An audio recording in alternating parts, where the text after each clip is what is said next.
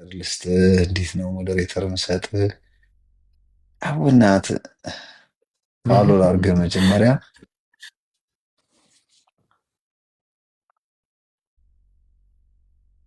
ቆይ ልሰጥ ነው። አግኝቼዋለሁ።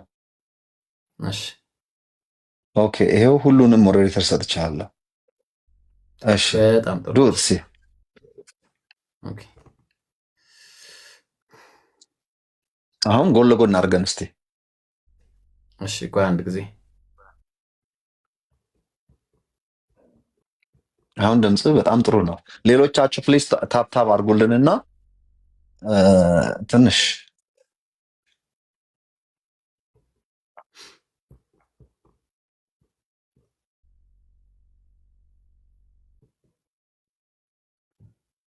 ወንደርፉል አትሊስት አሁን እንተያያለን። የሆነ ነገር ይሻላል። እሺ ጎሄድ አሁን ጥሩ ነው፣ ድምፅህም ጥሩ ነው። ሌሎቻችሁ ታብታባችሁን ቀጥሉ። 1 ሚሊዮን አስገቡልን ፕሊስ። ጎሄድ ኢብራሂም፣ እስካሁን እየተከታተልኩ ነው፣ በደንብ ገብቶኛል ሀሳብህ። ጎሄድ ያ ሰው ትንሽ ብቻ ወደኋላ ለመለስና ህዝቡም እንዲገባው ምንድነው ከብሉይ ኪዳን ጀምረን አንድ አምላክ እንዳለ አሳይተናል። ይሄ ደግሞ ኃይሉሻም የሚስማማበት ነገር ነው። ኢየሱስ የሚያስተማረው ከዚህ ያለፈ ነገር አይደለም። አንድ አምላክን በምድር ላይ አንድ አባት እያለ እሱ በሰማይ ያለ እያለ ሲናገርለት የነበረው አምላክ ነው። እሱ ደግሞ የሁሉ አባት ተብሎ ኤፌሶን ላይ ምዕራፍ 4 ቁጥር 6 ላይ በሁሉም የሚኖር በሁሉም የሚሰራ አንድ አምላክ የሁሉም አባት አለ። አንድ አምላክ። ስለዚህ የአንዱ አምላክ የሁሉ አባት የተባለው የኢየሱስን ተነጥሎ ለኢየሱስ ብቻ ያልሆነ አይደለም፣ የኢየሱስም ጭምር ነው። ምን አለ ዮሐንስ ወንጌል 20:17 ላይ ወደ አባቴ እና ወደ አባታችሁ አለ፣ ወደ አምላኬና ወደ አምላካችሁ። የኢየሱስ አባት የነሱ አባት ነው፣ የኢየሱስ አምላክ የነሱ አምላክ መሆኑን ነው የተናገረው። ይሄ ነገር ስናየው ስንት አምላክ አለ፣ ማን ነው እውነተኛው አምላክ ብለን ስንል እውነተኛ አምላክ ብቻ ነው ከአንተን የላከውንም ኢየሱስ ክርስቶስ ያውቁ ዘንድ ይህች የዘላለም ሕይወት ናት ብሎ ዮሐንስ 17:3 ላይ ሲናገር እናየዋለን። ኢየሱስ ሲሰብከው የነበረው ሲናገርለት የነበረ አንድ አምላክ አለ። እሱም አባቴ ብሎ ሲጠራ የነበረው የሁሉ አምላክ የሆነው አንድ አምላክ አብ አለን ተብሎ የተጠቀሰለት አንደኛ ቆሮንቶስ 8 ላይ ቁጥር 4 ላይ ከአንዱም በቀር ማንም አምላክ እንደሌለ እናውቃለን አለ። ማንም ምንም አላለም። ማንነት ነው የጠቀሰው እዚህ ጋር ማንነት። ተግባባ። ማንነት ደግሞ ማለት አብ ማንነት ነው፣ ወልድ ማንነት ነው፣ መንፈስ ቅዱስ ማንነት ነው። በማንነት እንደ አብ ያለ ማንነት አምላክ ተብሎ የሚጠቀስ ማንም የለም ብሎ ተናገረ። ለዛ ነው ወረደና ነገር ሁሉ ከእርሱ የሆነ አለ ምንጭ፣ እኛም ለእርሱ የሆነን ፍጡራን ማለት ነው እንዳለ አስገኝ ያላቸው። ስለዚህ አንድ አምላክ አብ አለን ብሎ ዘጋው የአምላክን ጉዳይ ማለት ነው። በቃ አምላክ እንዳይነሳ ከዚህ በኋላ አንድ አምላክ አብ አለን በማለት ከዚህ በኋላ ሌላ አይነት ነገር እንዳይነሳ ከአብ ውጭ ሌላ አምላክ የለም ብሎ ቁጭ አድርገው ማለት ነው። በጣም ደስ የሚል ነገር ነው። ኢየሱስ ታዲያ ማን ነው ብለን ካለን እዛው ጋር ሲናገር አንድ ጌታ ኢየሱስ ክርስቶስ አለን ይላል። በነገራችን ላይ ማን ነው የሚያስገባው? ሰው እንዳይገባ ፕሊዝ። ማን የገባው እንትን አሁን እኔና እሱ ብቻ ነው የምናወራው ፕሊዝ። ኦኬ፣ ስለማንፈልጋችሁ ሳይሆን ፕሊዝ፣ እንደው በጣም በይቅርታ። ቅድም ካሳሁን ግን እሱ ሞዴሬተራችን ስለሆነ እሱ መግባት ይችላል። ሌሎች ሰዎች ግን ማንም ሰው እንዳይገባ። እሺ ጎሄድ፣ እየሰማሁ ነው። በጣም አሪፍ ነው። ክርስቶስ ግን ማን ነው ብለን ካልን ክርስቶስ እዛው ጋር አንድ ጌታ ኢየሱስ ክርስቶስ አለን ብሎ ይናገራል። እኔ ጌታ የሚለውን ቃል መምህር በሚል እየለወጠ ሲያመጣ እናያለን። የማርቆስና የማቴዎስ ጸሐፊ መምህር አንድ መምህር አላችሁ፣ መምህር ብላችሁ አትጠሩ ብሎ ኢየሱስ ሲናገር ነው። ኢየሱስ የጌትነቱን ጉዳይ ስናይ የሹመት ጌትነት እንደሆነ ሁላችንም የምናውቀው ነው። ሐዋርያት ሥራ 2:36 ላይ እናንተ የሰቀላችሁትን ኢየሱስን እግዚአብሔር ጌታም ክርስቶስም እንዳደረገው የእስራኤል ወገን ሁሉ በእርግጥ ይወቅ ይላል። ስለዚህ እግዚአብሔር ጌትነትም ሰጥቶታል፣ ምንም ሰጥቶታል፣ እንዲሁም ክርስቶስነት ሰጥቶታል። ክርስቶስ ማለት ምንድነው ስንል ቅድም ኃይልሻ ሲል እንዳለው ሐዋርያት ሥራ ምዕራፍ 10 ቁጥር 38 ላይ ምን እያለ ይናገራል? የናዝሬቱን ኢየሱስ እግዚአብሔር በመንፈስ ቅዱስ በኃይልም ቀባው ይላል። ቅባት ምንድነው? ኃይል ነው። ከዛ ማዳን እንዲችል አረገው ማለት ነው። ክርስቶስ አረገው። ለዛ ነው አንደኛ ዮሐንስ መልእክት ምዕራፍ 5 ቁጥር 1 ላይ ክርስቶስ ነው ብሎ በኢየሱስ የሚያምን ሁሉ ከእግዚአብሔር ተወልዷልና አለ። ስለዚህ አሁን ኢየሱስን አምላክ ነው ብሎ አይደለም ክርስቶስ ነው ብሎ በኢየሱስ ያመነ ሁሉ ምን ይባላል ከእግዚአብሔር እኛም ክርስቶስ ነው ብለን እናምናለን እኛ ሙስሊሞች ምክንያቱም መሲህ ብለን እንጠራዋለን አንተም ክርስቶስ ነው ብለን እንጠራዋለን ኢየሱስ አምላክ አለው ብለን እናምናለን አንተም ታምናለህ ሶ ትልቁ አንድ የሚያደርገን እነዚህ ሁለት ነገሮች ናቸው ኢየሱስን ክርስቶስ አይደለም ብሎ የማያምን ደግሞ የተረገመ ነው ብሎ ጳውሎስ ቁጭ አድርጎት እናያለን ማለት ነው ስለዚህ በአንድ አምላክ ዙሪያ እንስማማለን ማለት ነው አሁን የሚያስማማን ይሄ ከሆነ ኢየሱስ ሰው መሆኑንም ከተስማማን ግን ችግሩ አሁን ኢየሱስ በስጋ የተገለጠ አምላክ ነው ብዬ ደግሞ አላምንም እሱን ደግሞ አንተ ታስረዳንና እኔ ጥያቄ ጠይቃለሁ ማለት ነው ኢብራሂም አንበሳ ኢብራሂም ስማ እንጂ አሁን የጠቀስካቸውን ጥቅሶች በሙሉ እኔ አምነዋለሁ አሁን ይሄንን እኔ ልክ እንደማምነው አድርገን የጠቀስከው የጀመርከው ከኢብራሂም ነው ከዘዳግም አንድ አምላክ የሚለውን አዎ የክርስቲያን አምላክ አንድ አምላክ ነው በጣም ትክክል ግን አንተ የጠቀስክበት ምክንያት ይገባኛል እዛ ጋር እስራኤሎች ስማ አምላካችን እግዚአብሔር አንድ ነውና ብሎ የተናገረውን ከምን አንጻር እንደጠቀስክ የስላሴን የኛ ክርስቲያኖችን የስላሴ ኮንሰፕት እሱን የሚቃረን ሐሳብ እንደሆነ በማሰብ ታሳቢ በማድረግ ይመስለኛል ምክንያቱም መጽሐፍ ቅዱሳችሁ የያዛችሁት ባይብል አንድ አምላክ መሆኑን ተናግሮ ሳለ እናንተ ግን ሶስት አደረጋችሁት ነው ይሄንን እናወራለን ያቦ ወንድማችን ኢብራሂም ቤት ስገባ አልሐምዱሊላህ ወላይ በጣም ብዙ ነገር ላወራው አስቤ ነበር ሼር አድርጉለት እስቲ ከቻላችሁ የኔን ቤት ስናፕ ፌር ወላይ ጭራሽ ማለት ነው ወላይ በጣም ፌር አይደለም ስናፕ ፌር እሺ ሼር አድርጉለት this is not really fair ማለት ነው ጭራሽ በቃ በጣም የሚደብር ነገር ማለት ነው ወላሂ እስቲ ኮስት ላይ ከመጣ ሌው እስቲ damn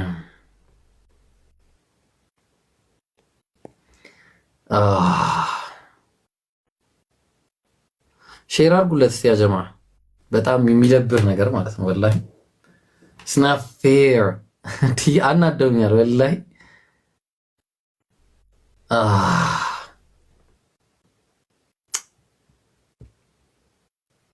አሁን እስቲ ሪፖርት በማድረግ ምንም የሚመጣ ነገር አለ በአላህ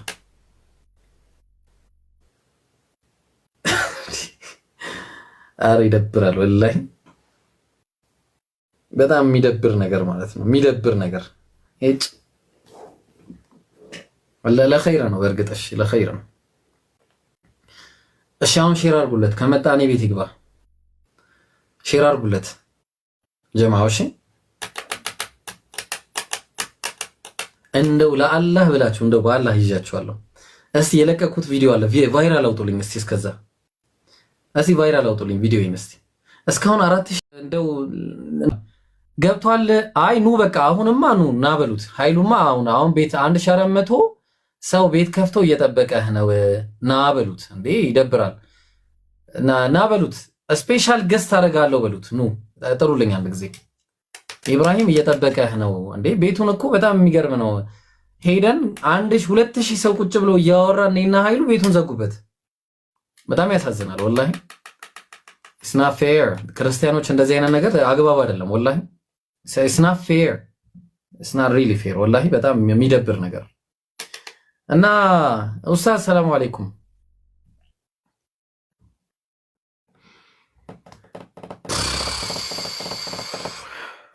ኡስታዙና አልሰማኝም መሰለኝ ወአለይኩም ሰላም ወራህመቱላሂ ወበረካቱ ምንድነው አላማችሁ እናንተ ልጆች ሰው ምን ረግ ነው የምትሉት ወዴት ሂድ ነው የምትሉት ለማን ነው አቤት ኡስታዝ አንተ ያስተረፍከውን እኔም ለነካካ ብዬ ነው ኃይሉን እኮ ጀምረኸው እኮ አልጨረስከውም ኡስታዝ ረሳው እንዴ በነካፍ አይ ኃይሉን ጀምረህልን ነበር ያኔ አስታውሳለሁና አልጨረስከውምና እኔ እኮ መጫን አልወድም ሰው ለዛ ነው በለቀቀለው ማረጋቸው በራሳቸው ሰዓት እንዲመጡ ማለት ነው ያ በነገራችን ላይ እንደዚህ ሙሉ ጊዜያችሁን ከሰጣችሁ ላይ ቀር ወላሂ እኛ ስራ እየሰራን ምናምን ነው የምንመጣው ስለዚህ በተቻለ አቅም ያ ጀማ ይቅርታ ኢብሮ እንዳትቀየመኝና ኢብራሂምን ፎሎ አድርጉት በዛሬ ደግሞ ጊፍት ያላችሁ ሰዎች ደግሞ ጊፍት ስጡት ወላሂ ከይቅርታ ጋር ኢብሮ ይሄ የኔ ሐሳብ ነው ያንተ ሐሳብ አይደለም ጊፍት ያላቸው ጊፍት ስጧቸው፣ ለወንድሞች አበረታቷቸው፣ አይዟችሁ በላቸው። በሀሳብ በጉልበትን በንዋይ ከጎናቸው ሁኑ። የምር ሌሎቻችን የራሳችን ስራ አለ። ስለዚህ እነዚህ ልጆች ፉል ታይም ነው የሰጡት ለዚህ ነገር እና አስቡበት። ወላሂ ምንም አጀር ካላ ዘንድ ታገኝታላችሁ። ዳዋ እየተስፋፋ ነው፣ በጣም እየተጠናከረ ነው ያለው። ደግሞ ፍቅራቸውን ደግሞ ተመልከቱት። በጣም መከባበር አለ፣ መዋደድ አለ። ምንም ነገር ሙስሊም ወንድሞች እና እህቶች መካከል የሆነ ነገር ቢፈጠር እንኳን ገመዱ አለ፣ ላኢላሃ ኢለላህ የሚል ገመድ አለ። ሄዶ የትም አባቱ አያመጣም። ያኮረፈም አኩርፎ ይመለሳል፣ የተቆጣም ከቁጣው ይመለሳል። ከነፍስየው ይልቅ ያው ዲን ከፊት ለፊት እንዳለ ያውቀዋል፣ ዋጋ እንደሚያስከፍለው ያውቀዋል። ስለዚህ ያለው አማራጭ ተባብሮ እነዚህ ልጆች በፍቅር በአንድነት በመከባበር ሁሉም አሁን ተሰብስበው እየሰሩ ነው ያሉት። እናንተ ደግሞ ከስር አበረታቷቸው። ጊፍት ያላችሁ ልጆች ጊፍት ስጧቸው። ይሄ የኔ ሀሳብ ነው፣ የነሱ አይደለም። እንዳትቀየሙኝ። እነ ኢብሮ እነ ምናምን አሁን ይቀየሙኛል፣ እነ ሳላ እነ ኢምራን ቢሰሙ ይቀየሙኛል። እኔ እንደ ሀሳብ ቤት ሲከፍቱ ጊፍት ስጧቸው፣ በደንብ አድርጋችሁ መረቅ አድርጋችሁ ስጧቸው። በዛ ላይ ደግሞ አዋሯቸው በሀሳብ በጉልበት። እኔ አሁን በሀሳብ በጉልበት አለው ከጎናቸው ነኝ።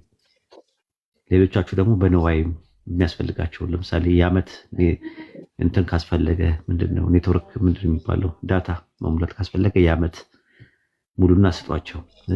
ላፕቶፕ ካስፈለጋቸው ላፕቶፕ፣ የሆነ መጽሐፍ አማዞን ላይ ለምሳሌ መግዛት አይችሉም እነሱ ከኢትዮጵያ ውጭ ስላሉ፣ እንደዚህ ሲያስፈልግም እንደዛው ገዝታችሁ አገር ቤት ላኩላቸው መጽሐፉ። እንደዚህ አይነት ነገሮች ተባበሯቸው። ኢንሻአላህ ዳዋውን ለማሳደግ ነው፣ ሌላ ነገር አይደለም። ሌላ ምንም አላማ የለንም። አብሽሩ። ይሄ ነው። ልጆች ተኝተዋል። ኤብሮ ኡስታዝ ግን ከሁሉ በላይ ማለት ነው ወላይ ቀደም ቪዲዮ ስሰራ ከ2 ሰዓት በላይ ደክሜ ነው የሰራሁት እና የሰራሁት ቪዲዮ ስለ ነብያችን ሰለላሁ ዐለይሂ ወሰለም ፕሮፌሲ ነውና 5000 ሰው ብቻ ይሄ ሁሉ ሰው እያለ 5000 ሰው ብቻ ነው ያየውና እኔ እንደው ሁሉ ቀርቶብኝ የምሰራው ቪዲዮ እንደው ቫይራል ቢወጣልኝ እንደው ይሄን እንደው ወሲያ ስጣቸው ነው ያልሰባ ብለውኛልና እንደው አንድ ነገር ነው። እሱም አንድ ነገር ነው። ሼር አድርጉለት፣ ኮፒ ሊንክ አድርጉለት። እሱ ራሱ አንድ እንትን ነው። ዋናው ነገር እሱ ነው። በተለይ ጀዛከላህ ኡስታዙና አላህ ይጠብቅህ። ያው ወይ አብደላ በጣም ይቅርታ በጥንት ስለፈራው ነው ተመልሼ የመጣሁትና በወጣ ደስ ይላል። እንትና ችግር የለውም። ኢትስ ኦኬ አብሽር። ኢትስ ኦኬ አብሽር። እሺ በጣም አመሰግናለሁ ከታች ያላችሁ በሙሉ እና እሺ እናወራለን ኢብሮ በውስጥ። እሺ አመሰግናለሁ በጣም አብሽር። አመሰግናለሁ እጅግ በጣም ይቅርታ ከልቤ ማለት ነው። በጣም መውረድ ያለብኝ ምክንያት አለና እሺ ችግር የለውም። አላህ ይጠብቅህ። አላህ ጽናቱን ይስጥህ። አላህ ከተንኮለኞች ከሴረኞች ሁሉ ይጠብቅህ። እሺ አሜን። ባለህበት ሁሉ ማሻአላህ አላህ እውቀትን ይጨምርልህ፣ ጽናትን፣ ብርታትን፣ ኃይልን ይስጥህ። ቃኔ የማረግልህ አሜን። አንድ ቃል ዱዓ ይሁን ምንም አይዶን አላቀም ብትናገር ደስ ይለኛል ኡስታዝ። ልጆች ተኝተዋል። ኢንሻአላህ ነገ ቤት እመጣለሁ። ከከፈት ቤሪያ ወይ ደግሞ ኤብሮ ጋር እመጣለሁ ኢንሻአላህ። የነገ ሰው ይበላል። በደንብ ነው የማወራው። ተይዣለሁ። ልጆች ተኝተዋል። እሺ በጣም አመሰግናለሁ። ሰላም ሁኑልኝ። እሺ ደህና ደር። አላህ ይጠብቀን። ሰላም አለይኩም ወራህመቱላህ። ጀማዓው እየገባችሁ የለቀኩትን ቪዲዮ አደራችሁን 1600 ሰዎች ያላችሁ እንዲህ መለመን አይጠበቅብኝም እናንተና ሁላችሁም ግቡና ሼር አድርጉ። ያው ዳዕዋ ነው፣ ሌላ ነገር ባለሽበት። አሚን ነው የምትይው፣ አሚን ነው የምትይው አንቺ። እሺ ጥያቄ ያላችሁ ማንኛችሁም ግቡ። በቃ እሺ ጥያቄ ያላችሁ ጥያቄ ብቻ ነው ግን የምፈልገው። እሺ ዝም ብሎ ሪኩዌስት እንዳልኩ ጥያቄ ያለው ሰው ከታች ዶክተር ብልጻ 60 ምናምን ሰው ነው ገስት የሚልከውና መሀል ላይ በነገራችን ላይ ኢብሮ ቪዲዮን እናስታውሳለን። ከዛ ውጪ ኢንሻአላህ ፈትዋ አይደለም ፈትዋ እንዳጠይቁ አየር ላይ ነው የምትሰየፉት። ጠቡ ነው የሚለው መሰለኝና ቀን ጀምሮ ገስት የላከ ነበር። እሱን አስቀድመው ኢብሮ ሴት ይሁን ወንድ ወላሂ አለም ወረደ። እሺ ካሊድ እንደው ወቀሳ አላህን ፍሩ። ወቀሳ ምን የሁለቱም ነው ኡስታድ መልስ ሴንት ነው ወንድ ነው ስላለ እኔ ስላስገባኝ እኔ ከሁለቱም ነኝ። ችግር የለውም። ያወቀኝ ነው እንደዚህ ያለ መልስ ሰጣ። እኔ እኮ ከኢብሮ ነው የተማርኩት። ኢብሮ አንተ እኮ አንዳንድ ጊዜ ስታንዳርድ ባይ ምናምን ትጠቀማለህ። እኔ ብዙ ካንተ ይማራሉ፣ ግን ብዙ ጊዜ ላይ ሚዩት እንደሚያደርጉኝ አላውቅም። ኤኒዌይ ወደ ጉዳይ ልግባ። ጀዛከላሁ ኡስታዴ። እኔ ከምሬ ነው እዛ ገብቻለሁ። በጣም ነው የሚከታተላችሁ። ግን አንዳንድ ጊዜ ፕሊዝ አድሚኖች፣ የሚያወራ ሰው ሐሳብ ያለው ሰው እንደ የተለያየ ቁም ነገር ያላቸው ለመስጠት የሚሰጡ ሰዎች ፕሊዝ ይላቸው። ለአላህ ብዬ ነው የምወዳችሁ። እኔ ከእናንተ ውጪ ሌላ የለኝም። በተለይ እዚህ ከመጣው እናንተ ካገኘው ብዙሩም እንደኔ የሚገባ ሰው የለም። ከምሬን እንደኔ ብዙሩም ገብቼ ማውራ የለም። ዝም ብላችሁ ግን አንተ መናገርና ማውራት ካልቻላችሁ ሊቭ ሚ አሎን። ካልተሳደብኩ እኔ ክርስቲያኖቹ የማየው ነገር እንደ አድሚኖች ነው። ፕሊዝ ተጠንቀቁ። ኡስታዝ ነው። ስለዚህ ወንድሜ ስለሰለመው ደግሞ ማሻአላ ላስት ዊክ ወላሂ በጣም ደስ ብሎኛል። ለአላህ ብላችሁ ዱዓ አድርጉለት ይሰልማል ብዬ ነበር። ያው ከኔ በፊት ወንድሞች ተናገሩ። አላህ ሱብሃነሁ ወተዓላ ወንድሞቼ ሂዳያ የሚሰጠው አላህ ነው። ከምሬ ነው የምላችሁ። አንዳንድ ጊዜ ለማን ነው አላህ ሂዳያ እንደሚሰጥ፣ ለማን ቀዳዳ እንደሚከፍት፣ ለማን ልቡ እንደሚከፍት ይነበር ነው ኦንሊ አላህ knows። በት አንተ ከቻልሽ እኔ ከቻል والله كلب دعاء نارك بق علق الدعاء والعباده دعاء እኮ ቀላል ነገር ነው ያመስላችሁ። دعاء እኮ ብዙ ነገር ነው የምትሰጠው ወንድሞች። ግን እኛ እንደ ሙስሊም አስላታችን ውስጣችን ለዚህ ነው والله ከምሬ እብሮ አንተ የድሬዳዋ ልጅ ስትለኝ ነበር ከዚህ በፊት የድሬዳዋ ልጅ ያው ታውቃለህ። ዛሬ አውራ የፈለከውን አውራ አይኖ አብሽር አውራ ለምሳሌ እኔ ስናገር ከምንም ነው እናንተ በማግኘት የበጣም ደስ ብሎኛል። ለኛ ሁለተኛ ደግሞ እኔ ነው እንግዲህ ባለኝ አቅሜን ለመናገር ያለኝን ሙቀት አላህ Subhanahu Wa Ta'ala የሰጠኝም ትንሿ ነገር በልጉኒ አዋላያ የምትለው ደግሞ ለመተንፈስ ብዙ ጊዜ ሩም ገባለሁ።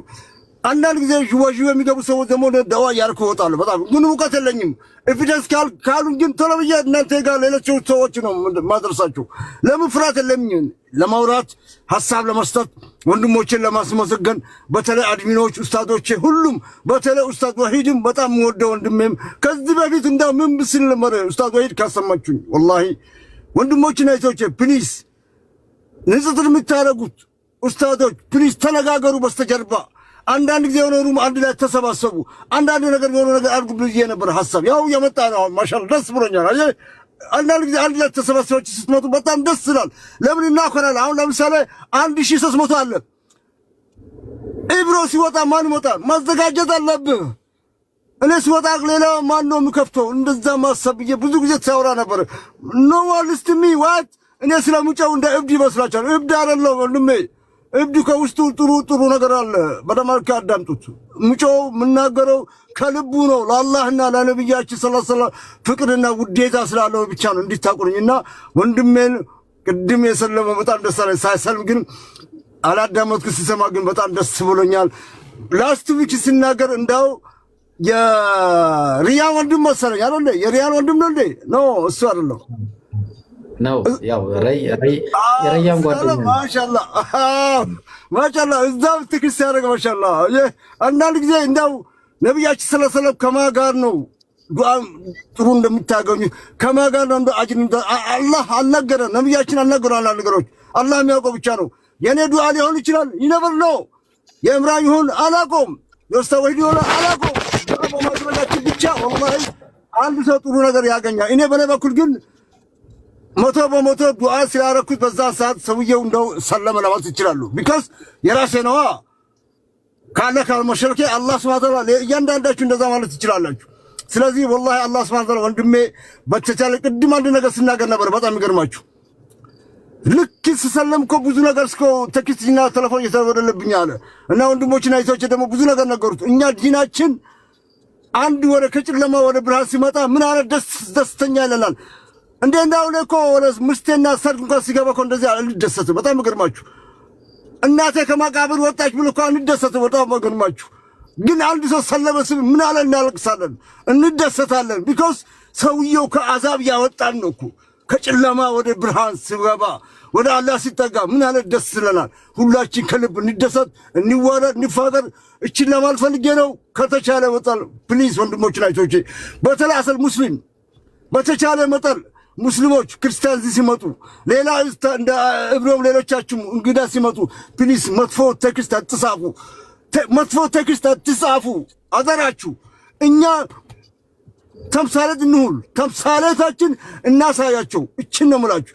ብዙ ጊዜ ነው ልብ ያለው ልብ ይበል ፕሊስ ብዬ ብዙ እጽፋለሁ። ተጠንቀቁ ወንድሞቼ፣ አንጻፍ። አንዳንድ ጊዜ ሙስሊም መስለው ደግሞ አንዱ አሉ። አንዳንድ ጊዜ ሙስሊም ስም ይዘው እንደ ለአባሽ እንደ ከአላህ ያፈነገጡ እንደሱ ይሻላል። እንደው ከነዙ ደግሞ ተጠንቀቁ ፕሊዝ። ኢንሻአላህ ጀዛኩሙላሁ ኸይር ወንድሞቼ። እኔ እንደዚህ የሚያሳውረኝ ወላሂ ከሁለት ቀን በኋላ እኔ ጋር ጾም ነው። በደስታ ጾምን ሁላችን ጾማችን በደስታ ተቀብለን በደስታ ወንድሞቻችን አይቶቻችን በሰላም እናሰርፍ አላህ አድርገን። ይሄ ወንድማችን ደግሞ ባለቀ ሰዓት ጾሙ በመጣለበት ኢንሻአላህ የዘላለም ጾሙን የሚጾም አላህ አድርግለት፣ ንጹህ ጽናቱን ይስጠው አላህ ሱብሓነሁ ወተዓላ። ቀጣዩ ደግሞ በሱ ሰበብ አላህ ሱብሓነሁ ወተዓላ ሌሎቹንም በሱ ምክንያት ሌሎቹ እንዲመጡ አላህ አድርግላቸው። አምን በል ወንድሜ፣ ዱዓ ባርጉ። ሌላ ደግሞ ይዘርፋሉ በዚህ ጾም። ምመነኝ፣ አምን በል። እኔ አይደለሁም የምሰጠው አላህ ነው። አላህ ሱብሓነሁ እድዑኒ ፈስተጅብ ለኩም ብለዋል። ለምኑ ይሰጠዋለሁ። ስትለምነው ብቻ ነው አላህ ሱብሓነሁ በሩ አንኳኩተን ሌላ በዚህ አምራችን በዚህ ጾማችን ኢንሻአላህ እንዳለ እስልምና የሚገርፉ ሰዎች አላህ ያሳየን። እንደ እምራ ወንድማችን እንደ ወሂድ ኡስታዶቻችን እንደ ሁላችሁም አድሚኖች ወንድሞችና እህቶቼ ለአላህ ቢወዳችሁ ሁላችሁም የምትሰሩት ነገር አላህ ሱብሓነሁ ምንዳችሁም በአኺራም በዱንያ አላህ ይስጣችሁ። ሁላችሁም ለአላህ ብለን የምንወድ አላህ አድርገን። ጀዛኩሙላሁ ኸይር ጀዛ። ስላስገባችሁ ደስ ብሎኛል። ተንፈስ ብያለሁ። ነገ ደግሞ ላላ ማታ ነው ኢንሻአላህ። ከልብ ዱዓ ነው ማድረግላችሁ። አላህ ወዳላችሁ አላህ ይምራችሁ። ሁላችን አፉቱላ እንባባል። አላህ ሱብሓነሁ ወተዓላ ደግሞ መጪው ረመዳን ነው ኢንሻአላህ። ያው የጀነቱ ደግሞ ክፍት ነች። ሸይጣኑ ተዘግቷል። ሸይጣን የሰው ሸይጣን ደግሞ አለች። ጭፍራ ሸይጣን አለ እንዳትረሱት። ጭፍራ ሸይጣን ከውስጣችን ስላሉ እነሱ እንዳትረሱት። እሱም በውስጣችን ደግሞ እንውጣ ኢንሻአላህ። ጀዛኩሙላሁ ኸይር ጀዛ። በዚህ ሰበብ አላህ ሱብሓነሁ የመጨረሻው ረመዳን እንዳያልቅብን አላህ የዘላለሙ ረመዳን ስትል በጀነት ምን ተሰበሰበ አላህ ግን። ሰላም አለይኩም ወራህመቱላሂ ወበረካቱ። ኡስታዴ ወሂድ ታሟል ብለሃል። አላህ ኢንሻአላህ ያፍልህ። አላህ ሱብሓነሁ ወተዓላ ከአሁን በኋላ ኢንሻአላህ ከዛም ሰላም ሰጥቶ ጤና ሰጥቶ ከአሁን በኋላ ከምሽታ ከሚያወሳውስና ከህመም ሁሉ አላህ ሱብሓነሁ ወተዓላ እፎይ ይበልህ ኢንሻአላህ። አላህ ሱብሓነሁ ሊፈትንህ ነው እንደምታውቁት። አላህ አንዳንድ ጊዜ ለሚወደው ሰው ነው አንድ ጊዜ የሚፈትነውና ኢንሻአላህ ኡስታዳችን ደግሞ ኢንሻአላህ ለታመሙ ሰዎች ሁሉ አላህ አፊያ አድርግላቸው። ለሞቱ ወንድሞችና እህቶቻችን ደግሞ አላህ በጀነት ይስጣቸው። እኛም እድሜ ጤና ሰጥቶን በጥሩ ነገር ስራጠል ሙስተቅቢል ይዘን የምንሄድ ሰዎች አላህ አድርገን። ሰላም አለይኩም ወራህመቱላሂ ወበረካቱ። ጀዛከላሁ ኢብራሂም። ወአለይኩም ሰላም ወራህመቱላሂ ወበረካቱ። እሺ አላህ ይቀበል። እሺ ነው ፎሎ አድርጉት ኢንሻአላህ። ፎሎ በደንብ አድርጉት። እሺ ትግረኛ ቤት ይሰራል። እሺ ኢንሻአላህ ጥያቄ ያላችሁ ሰዎች ሰላምን እስኪ አስቀድመው ይብሩ አብዱሰላም ማን ነው? አብዱሰላም ሙይታን መርሃባ። ሰላም አለይኩም ወራህመቱላሂ ወበረካቱ። ወአለይኩም ሰላም ወራህመቱላሂ ወበረካቱ። ያው ከቀደም ጀምሬ ገስት እየላኩ ነበረ። ያው እናንተም ቢዚ ናችሁ። ምንድነው ይብሮ ባለፈውም ጠይቄ ነበረ እና ቅርታ ኡስታዝ ወሂድም ነበሩ። አሁን ደህና ወጡ። ወንድማችን ያው እየተነጋገረ እያለ ስልክ ገባባቸው መሰለኝ ወጡ። ፈልጊያቸው ነበር፣ እነሱንም ፈልጊያቸው ነበር። ምክንያቱም ምንድነው እናንተ አሁን ትልቅ አላማችሁን እየተወጣችሁ ነው። ባለፈውም ነግሬ ነበር መማር እፈልጋለሁ ብዬ ነበረ። በቴሌግራም አናግሬ ላይ ነበረ። በቴሌግራም ቴክስት ፌል ነበር፣ አልመለስክልኝም። ማን ነው ስምህ በቴሌግራም? አብዱሰላም ነው። አብዱሰላም መማር ነው አይደል የፈለግከው? አዎ መማር ነው የምፈልገው። እሺ አሁን ሃይ በለኝ አንድ ጊዜ። ችግር የለውም አገናኛለሁ። ሃይ በለኝ አንዴ። እሺ በቴሌግራም አዎ አሁን ሃይ። ሰላም አለይኩም። ወአለይኩም ሰላም ወራህመቱላህ። እሺ አሁን ጋይስ ወአለይኩም ሰላም ጋይስ። አሁን ከዚህ በኋላ ግን ማለት ነው የምትገቡ ሰዎች ጥያቄ ለመጠየቅ ብቻ። እሺ ሰማም ይጎ ወአለይኩም ሰላም ወራህመቱላሂ ወበረካቱ። ይሰማል? እሺ ብሮ ኢብኑ ፈልጌህ ነበር። ባለፈው እኮ ስልክልህ ኢንቦክስም ልኬልህ ነበር፣ አላየኸውም። ለምንድን ነበር የፈለከኝ? እኔ ብዙ ሰው ነው የሚልክልኝ ጋይስ፣ በጣም ብዙ ሰው ነው መጣልህ። እሺ ሀይ በለኝ አንተም እንትን አታርጉት እሺ። ያጀማ 1200 ሰው ቁጭ ብለን ሀይ በለኝ በቃ ኢንቦክስ ላይ አዎ እሺ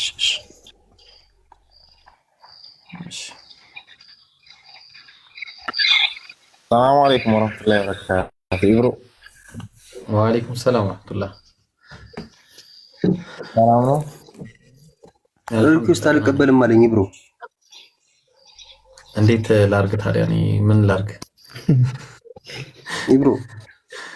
እሺ እንዴት ላርግ? ነው ያው ከሱ ተቀበለው። እሺ ከአብዱ ሰላም ተቀበል። ሪኩዌስት አልቀበልም አለኝ ኢብሮ። አረ ሀቢቢ ከአብዱ ሰላም ተቀበል። አረ ሰውን እያስወጣችሁት ነው ለአላህ ብላችሁ እንዴ። አብዱ ሰላም አናግርና አስተው። እሺ እሺ በቃ ሁለታችሁም ታችሁ ነው በቃ።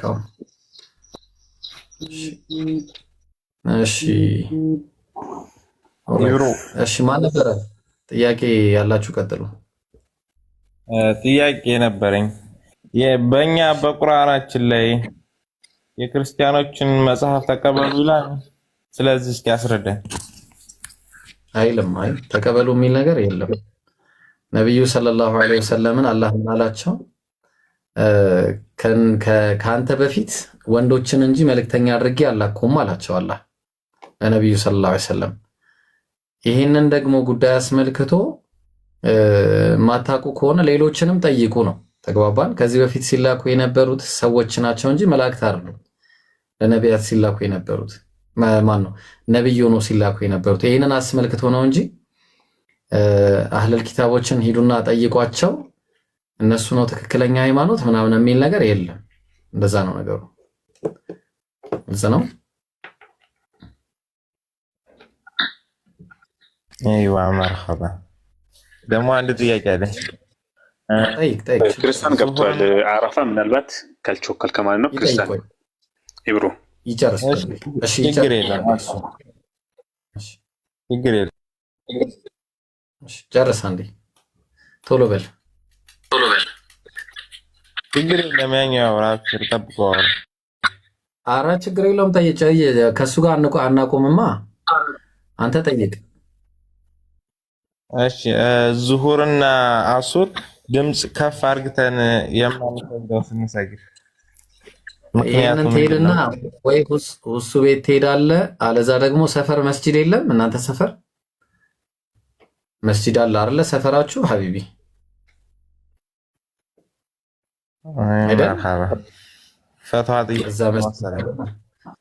መስጂድ ሄደህ ጠይቅ። እሺ ሀቢቢ አላህ ይጠብቅህ።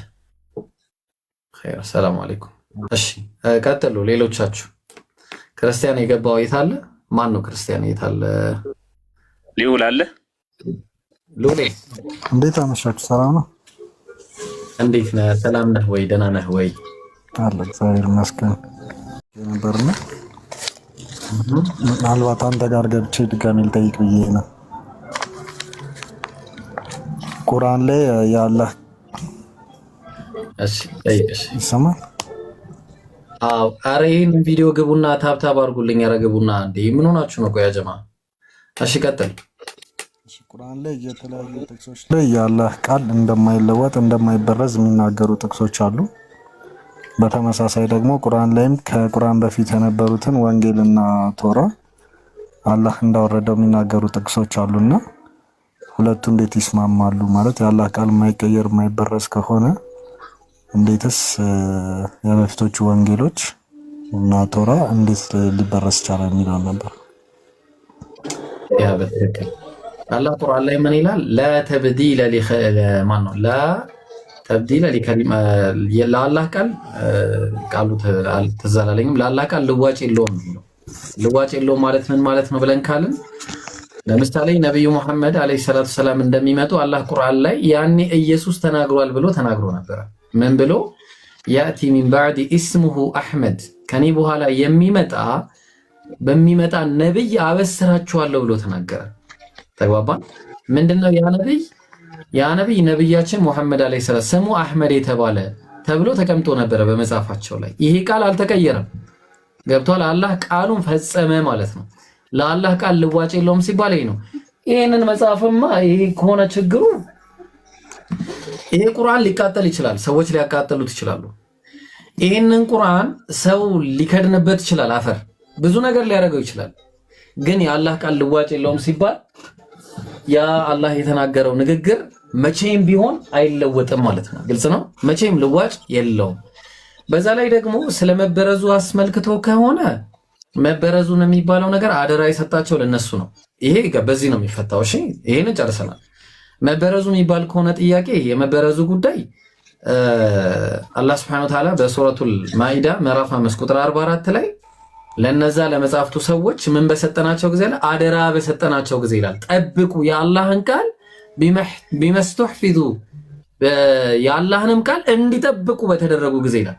ተግባባን? የአላህን ቃል እንዲጠብቁ የአላህን ቃል ግን አደራቸውን አልጠበቁ። ምን አረጉ?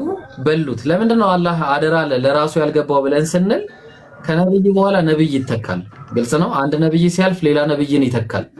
ሌላ ነብይ ሲያልፍ ሌላ ነብይን እየተካ ያድሰው ነበር። ግን ከዚህ በኋላ ግን ሌላ ነብይ ስለማይመጣ ነብያችንን ሰለላሁ ዐለይሂ ወሰለም እኔ ራሴ ያወረድኩት እኔው ጠብቀዋለሁ አለ። ቁርአንም ማለት ነው። ውሃ የማያጥበው መጽሐፍን እሰጣለሁ አላቸው በሐዲስ ላይ። አላህ ከዚህ በኋላ ይኸው አንዲት ሐርፍ ሳትለወጥ እስከዛሬ ድረስ ቁርአንን አስቀምጦ እናየዋለን። ስለዚህ የአላህ ቃል ልዋጭ የለውም ብሎ ሲናገር ልክ ቅድም እንዳልኩ የአላህ የተናገራቸው ንግግሮች መቼም ልዋጭ የለውም። ሲጀመር አላህ የተናገረው ንግግሩ የዋህይ ንግግር ነው እንጂ እንደዚህ በሰሌዳ ላይ የተጻፈ አይደለም። ተግባባን? ያን ያለው ነገር ኦኬ። ስለዚህ አሁን በዛ ጊዜም የተጻፉት አሉ አይደለ? አሁን ያልተበረዘ ቃል የሚባለው አሁን በዛ ጊዜ የነበሩት ምንድን ናቸው? ለምሳሌ ኦኬ፣ እንደዚህ አይነት ነገር ያው እኔ ደብል ስታንዳርድ እያደረኩ ነው መመለስ እንዲገባ ስለፈለኩኝ ማለት ነው። አያት ቅድመ አያት አለህ ወዳጄ? ያው ይኖረኛል አላቃቸውም እንጂ በህይወት አሉ? ኧረ የሉም። አይ እኔ ደግሞ አለህ ግን አንተ አለ አይደለ? ቅድመ አያት ግን አለ። ሁሉም አለው ኦብቪየስሊ። አይ እኔ ካላመጣው አላምንም። አንተ 18 ዓመቷ ላይ ይዘልኝና ማለት እኔ አላቃቸውማ። እንኳን ለምን 18 እንዴ ካላወቃቸው እንዴት አለኝ ትላለህ ታዲያ? ኦብቪየስሊ በጀነሬሽን አይደለ የመጣ ነው መቼስ። ቅድሚያት የሚለው ደግሞ የአያቴ ቤተሰቦች ናቸው። እኔ ደግሞ ካላየው አላምንም አሉ። በ18 ዓመቷ ያውም እንደዚህ ቦርሳ ይዛ ምናምን ይሄ እንደዚህ የሚሰካ ምናምን ይሰካሉ ደግሞ የዛኔ። እንደዛ ካላረክና ካላሳየኝ አላምንህም ብለህ አሁን ትቀበለኛለህ? አይ አልቀበልም።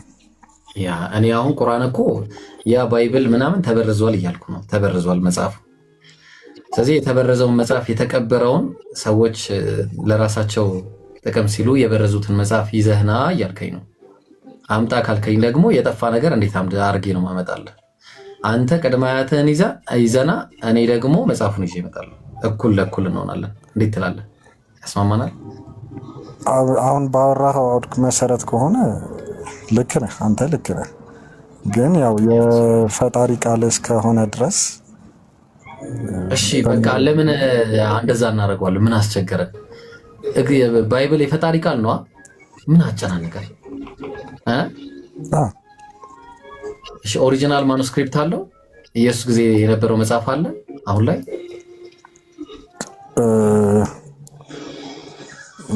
ማለት አለ የግሪኮቹ አለ አይደለ? ከዛ አይደለ እየተተረጎሙ የሚመጡት። ኧረ ተው፣ ኢየሱስ በግሪክ ነው እንደተናገረው?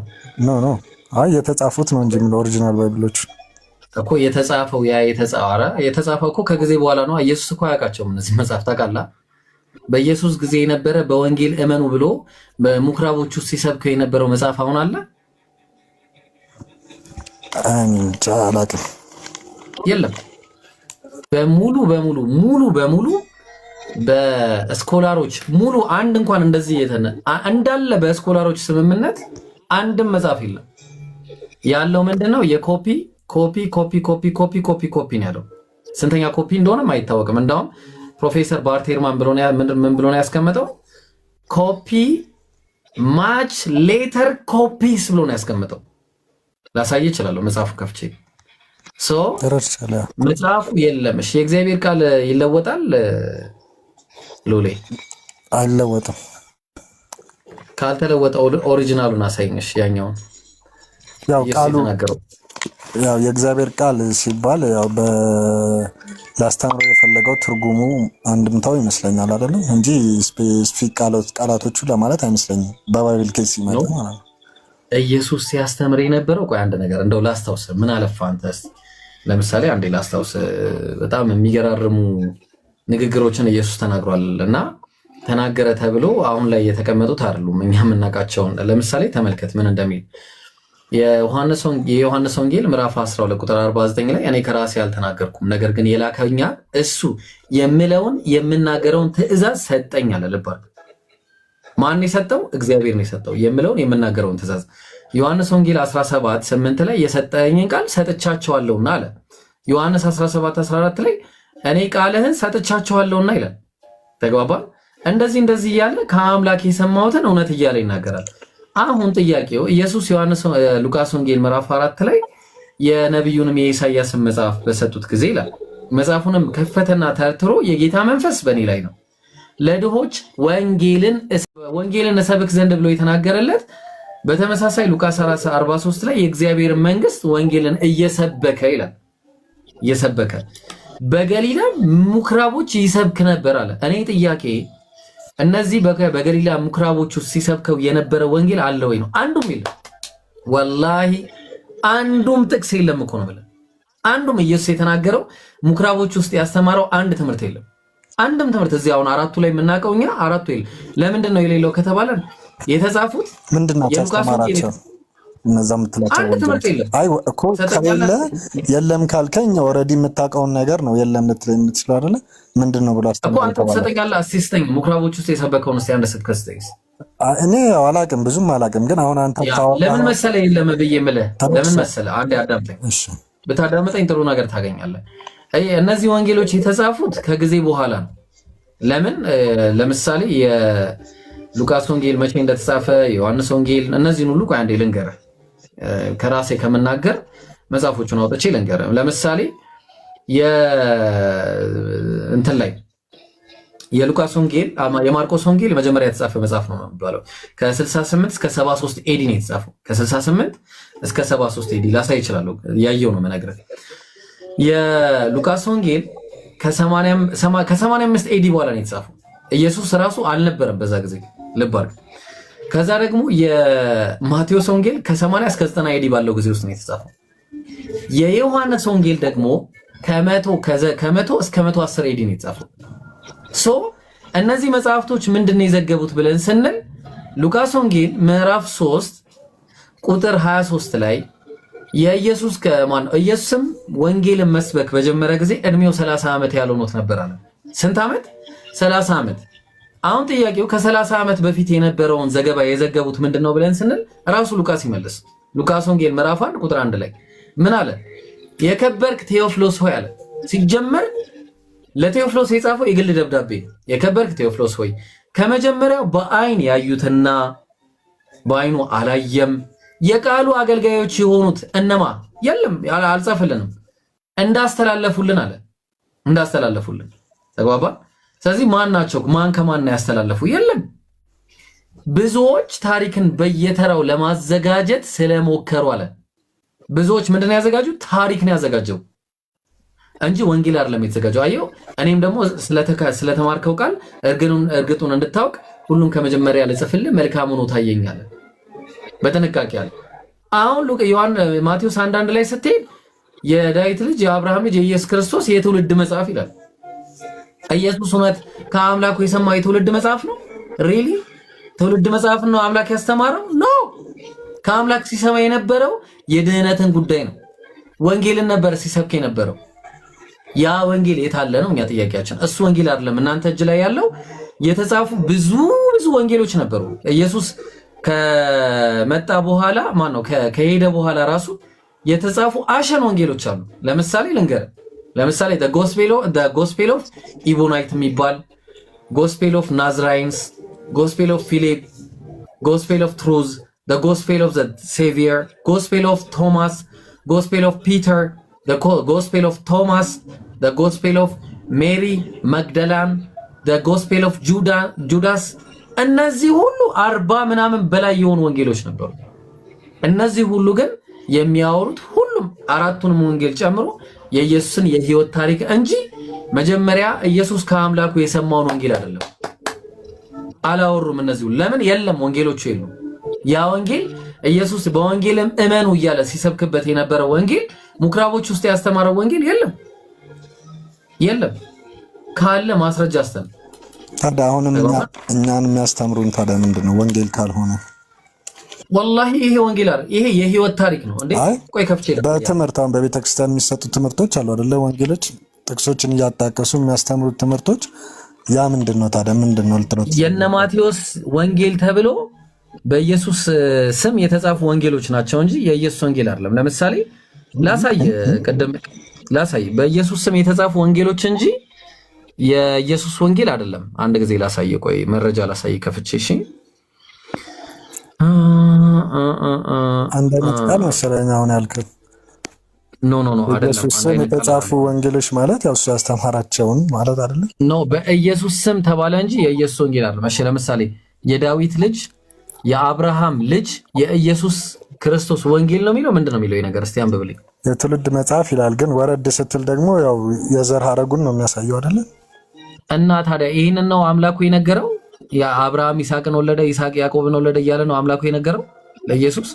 ምክንያቱም የዮሐንስ ወንጌል ዘሩን ለማሳየት ነው አይደለ? ገባኝ። ይሄንን አምላክ ተናግሮታል? እኔ ከራሴ አልተናገርኩም፣ ነገር ግን የላከኛ በሱ የምለውን የምናገረውን ትእዛዝ ሰጠኝ። ይሄንን ሰጥቶታል ከየቀደሙ ምን ይላል የታችን? አዎ እኔ ከራሴ አልተናገርኩምና ነገር ግን የላከኛ በሱ የምለውን የምናገረውን ትእዛዝ ሰጠኛል። የምለውን አለ የምናገረውን እና የሚለውን የሚናገረውን ሲሰጠው ይሄን ነበር የሰጠው። የዳዊት ልጅ የአብርሃም ልጅ የኢየሱስ ክርስቶስ ትውልድ መጽሐፍ አብርሃም ይስሐቅን ወለደ፣ ይስሐቅ ያዕቆብን ወለደ፣ ያዕቆብ ይሁዳን ወንድሞች ወለደ። ይሄን ነበር ሲነግረው የነበረው። እስኪ ከጥቅሶች በታችስ ምን ይላል? አሁን ከሰጠኝ ከሚለው በታች ያለው ለሱ አይደለም? ለሱ ሊሆን አይችልም። እሱንማ እኮ ቆይ ላሳይ አንድ ጊዜ። የታለ ዮሐንስ ወንጌል ምዕራፍ 12 ማርቆስ ላይ ያልከኝ የማርቆስ ወንጌል እኮ እሱ ይሄንን ነው። አይ ትእዛዙም የዘላለም ሕይወት እንደሆነች አውቃለሁ። ስለዚህ እኔ የምናገረው አብ እንደነገረኝ እንዲሁ እናገራለሁ አለ። ከዛ ሙሉ ማርቆስ አሁን ከዛ በኋላ ስለምንድን ነው የሚያወራው? ታሪክ ነው የኢየሱስን ታሪክ። ኢየሱስ እንዲሆነ በዚህ ገባ፣ እንደዚህ ያደረገ፣ እንዲሆነ እያለ ነው የነገረን። ታሪክ የኢየሱስን ታሪክ ነው የነገረን እኮ እነሱ። ታዲያ አሁን እነዛ ታሪኮች አሁን ከዚህ ጥቅስ በታች ያሉት ሙሉ ማርቆስ ወንጌልን ስታየው እነዛ የተጻፉ ታሪኮች ወንጌል መቼስ እኛ ተሰብከናል አይደለ? ወንጌል አላቸው። ስለዚህ ያንን ለማለት አይደለም ኢየሱስ ክርስቶስ እንደዚህ ሆነ እንደዚህ ያደረገ ሲባል ያንን ነገር ሲያደርግ አያይዞ የሚያስተምራቸው ነገሮች አሉና አያይዞ ማስተማሩ አይደለም። እኛ ችግራችን እኮ እሱ አይደለም። ይሄ ታሪክ ለምን ኖረ ብዬ ነው አልጠይቅም። ገብቶሃል? ታሪኩ እንደ ታሪክ ያስፈልጋል። ለሱ ነው ልልህ ፈልጌ ነው። ለሱ ሊሆን አይችልም። ያው ለሱ ነው ላልልህ እችላለሁ፣ ብዙ እውቀትም ስለ መጽሐፍ ቅዱስ ስለሌለኝ፣ ግን ለሱ ሊሆን አይችልም ወይ ብዬ ልጠይቅህ። ሎልዬ ምን መሰለህ፣ ሻሎም አንዴ ሚውት አድርገሽ እንዳትበጠብጠን። ይኸውልህ ምን አለ መሰለህ፣ እኔ አሁን እንደ ህይወት ታሪክ የህይወት ታሪክ አይኑር አይደለም የምለው። የህይወት ታሪክ መኖር አለበት ግዴታ ነው። ግን የህይወት ታሪክ ከአምላክ ቃል ጋር መቀላቀል የለበትም ነው ብለው። አሁን እዚህ ጋር ዮሐንስ አልፎ ከተሰጠ በኋላ ኢየሱስ የእግዚአብሔር መንግስት ወንጌል እየሰበከ አለ። ዘመኑ ተፈጸመ፣ የእግዚአብሔር መንግስት ቀርባለች፣ ንስሐ ግቡ፣ በወንጌልም እመኑ። በምን እመኑ? በወንጌል እመኑ እያለ ወደ ገሊላ መጣለ። አሁን በወንጌል እመኑ እያለ ሲናገር ኢየሱስ ይህንን ወንጌል ብሎ ሲናገር እነዚህ የምታውቃቸው የማቴዎስ ወንጌል የለ፣ የማርቆስ ወንጌል የለ፣ የሉቃስ ወንጌል የለ፣ የዮሐንስ ወንጌል የሉም። ይህንን ወንጌል እመኑ እያለ ሲናገር ኢየሱስ ተግባባል። ኢየሱስ በተናገረበት ጊዜ ከማን ነው የሚሰማው ብለን ካልን የዮሐንስ ወንጌል ምዕራፍ 8 ቁጥር 40 ላይ ከአምላኬ ነው የምሰማው ብሎ ነግሮናል። ነገር ግን አሁን ከእግዚአብሔር የሰማሁትን እውነት የነገርኳችሁን ሰው አለ። ከማን ነው የምናገረው አለ? ከእግዚአብሔር እየሰማው ነው የምናገረው። እኛ ትልቁ ጥያቄያችን ልዑልዬ እኔ ትልቁ ጥያቄ ይሄንን ቃል ከእግዚአብሔር ነው ወይ የሰማው ኢየሱስ? የከበርክ ቴዎፍሎስ ሆይ ብሎ እግዚአብሔር ነግሮታል? ይሄ ነግሮታል ወይስ የግል ደብዳቤ ነው? አልነገረውም። ግን እሱ መኖሩ ደግሞ ከወንጌሉ ላይ ችግር ፈጥሯል ወይ? ምንድነው? ለምሳሌ እሱ መካተቱ ችግሩ ምንድነው? በኋላ እንመጣለን። ችግሩ እንዴት እንደሚፈጥር አሳያለሁ። ስለዚህ አልተናገረም። እሺ በቃ ይሄን ከተስማማንም አጥሩን ከመጀመሪያው በአይን ያዩትና የቃሉ አገልጋዮች የሆኑት እንዳስተላለፉልን በእኛ ዘንድ ስለተፈጸሙ ብዙዎች ምንድነው ያዘጋጁት አለ ታሪክን ነው የጻፉት። እሱም ለዛ ነው ተመልሶ ታሪክን የጻፈው። ተግባባን? አሁን ምንድነው ታዲያ ኢብራሂም የምትለኝ ካልከኝ ላሳየ። ምን አይነት ኮራፕሽን እንደተሰራ ላሳየ። ምን አይነት ኮራፕሽን እንደተሰራ ላሳየ። እሺ ተመልከት።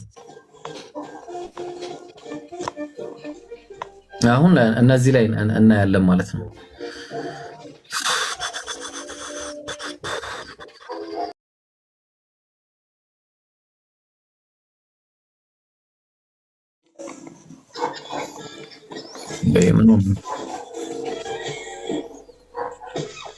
ማነው ቶም ኤንድ ጄሪ የሚያየው? እኔ ጋር ነው የሚትላክ በጣም ደስ ስለሚለኝ እንኳን ከጆሮ ውስጥ ገባ ከአንዳንድ ማለት ነው። ማይሰለች ነች።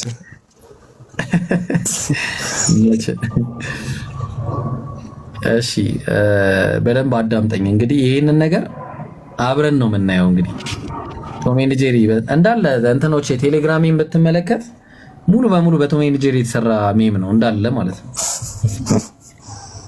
እሺ ተመልከት። ማርቆስ ወንጌል ምዕራፍ 10 ላይ በደንብ አዳምጠኝ። ማዳመጥ ይፈልጋል። እሺ ምን አለ የማርቆስ ጸሐፊ? ምን ይላል? እርሱም አለ ኢየሱስ በመንገድ ሲወጣ አንድ ሰው ወደ እርሱ ሮጦ ተንበረከከለትና ወደማ ወደ ኢየሱስ ምን አለው? ቸር መምህር ሆይ አለው። አንድ ጊዜ ኮንፊርም እያደረከኝ ነው የምትሄደው። እሺ ቸር መምህር የተባለው ማን ነው? እዚህ ጋር ኢየሱስ ነው። ኢየሱስ። እሺ ኢየሱስ ቸር መምህር ተብሏል። የዘላለም ሕይወት ወርስ ዘንድ ምን ላድርግ ነው ያለው? ምን ላድርግ? እሺ ምን ጥያቄው ይሄ ነበረ ብሎ ጠየቀ። ኢየሱስም ስለምን ቸር ትለኛለህ አለው። ማን ነው ቸር አትበለኝ እያለ ያለው ኢየሱስ? እዚህ ጋር ኢየሱስ። እሺ ከአንዱ ከእግዚአብሔር በቀር ቸር ማንም የለም አለ። ቸር ማን ነው ብሎ ነገረው? እግዚአብሔር አይደለ? በጣም ጥሩ። ሊትራሊ ኢየሱስ እዚህ የተናገረውን አይታል። እንግዲህ መጀመሪያ ኢየሱስ ቸር ተብሎ ተጠርቷል። ከዛ የዘላለም ሕይወት እንዴት እንደሚወርስ ጠይቆት ነበረ። ኢየሱስ ግን እኔን ቸር አትበለኝ አለው። ቸር ከአንዱ ከእግዚአብሔር በቀር ማንም የለም ብሎ መለሰለት። ጥሩ እሺ። ሉቃስም ተመሳሳይ ነው። የሉቃስ ወንጌል ምዕራፍ 18 ቁጥር 18 ከአለቆችም አንዱ ቸር መምህር ብሎ ኢየሱስን አለው የዘላለም ሕይወት ወርስ ዘንድ ምን ላድርግ አለው ብሎ ጠየቀው። ኢየሱስም ስለምን ቸር ትለኛለህ? ከአንዱ ከእግዚአብሔር በቀር ቸር ማንም የለም አለው። ጥሩ። ማቴዎስ ምን አለ? እዚህ ጋር ነው ችግር የሚመጣው። ማቴዎስ 19:16 እነሆም አንድ ሰው ቀርቦ መምህር ሆይ አለ። መምህር ሆይ ነው ያለው ወይስ ቸር መምህር ነው ያለው? እዚህ ጋር መምህር ሆይ። አንድ ለምንድን ነው ቸር የሚለው ያወጣውን እዚህ ስትመጣ ነው የምታገኘው። የዘላለም ሕይወት እወርስ ዘንድ ይሄን ሰው ያንዴ ላወርደው። የዘላለም ሕይወት እወርስ ዘንድ የታለ? የዘላለም ሕይወት እንዳገኝ ምን መልካም ላድርግ አለው። ምን መልካም ነገር ላድርግ? ልብ አድርግ።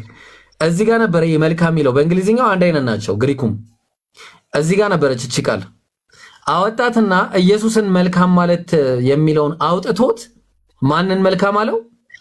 ነገር የሚባለው ነገር የሐረጉ ባለቤት ተቀየረው። እዚህ ጋር ቸር የተባለው ነገር የሚባለው ሆነና ክርስቶስ ቸር አልተባለም ማለት ነው። በቃ ስለዚህ አሁን አንድ ነገር ሶልቭ አድርጓል።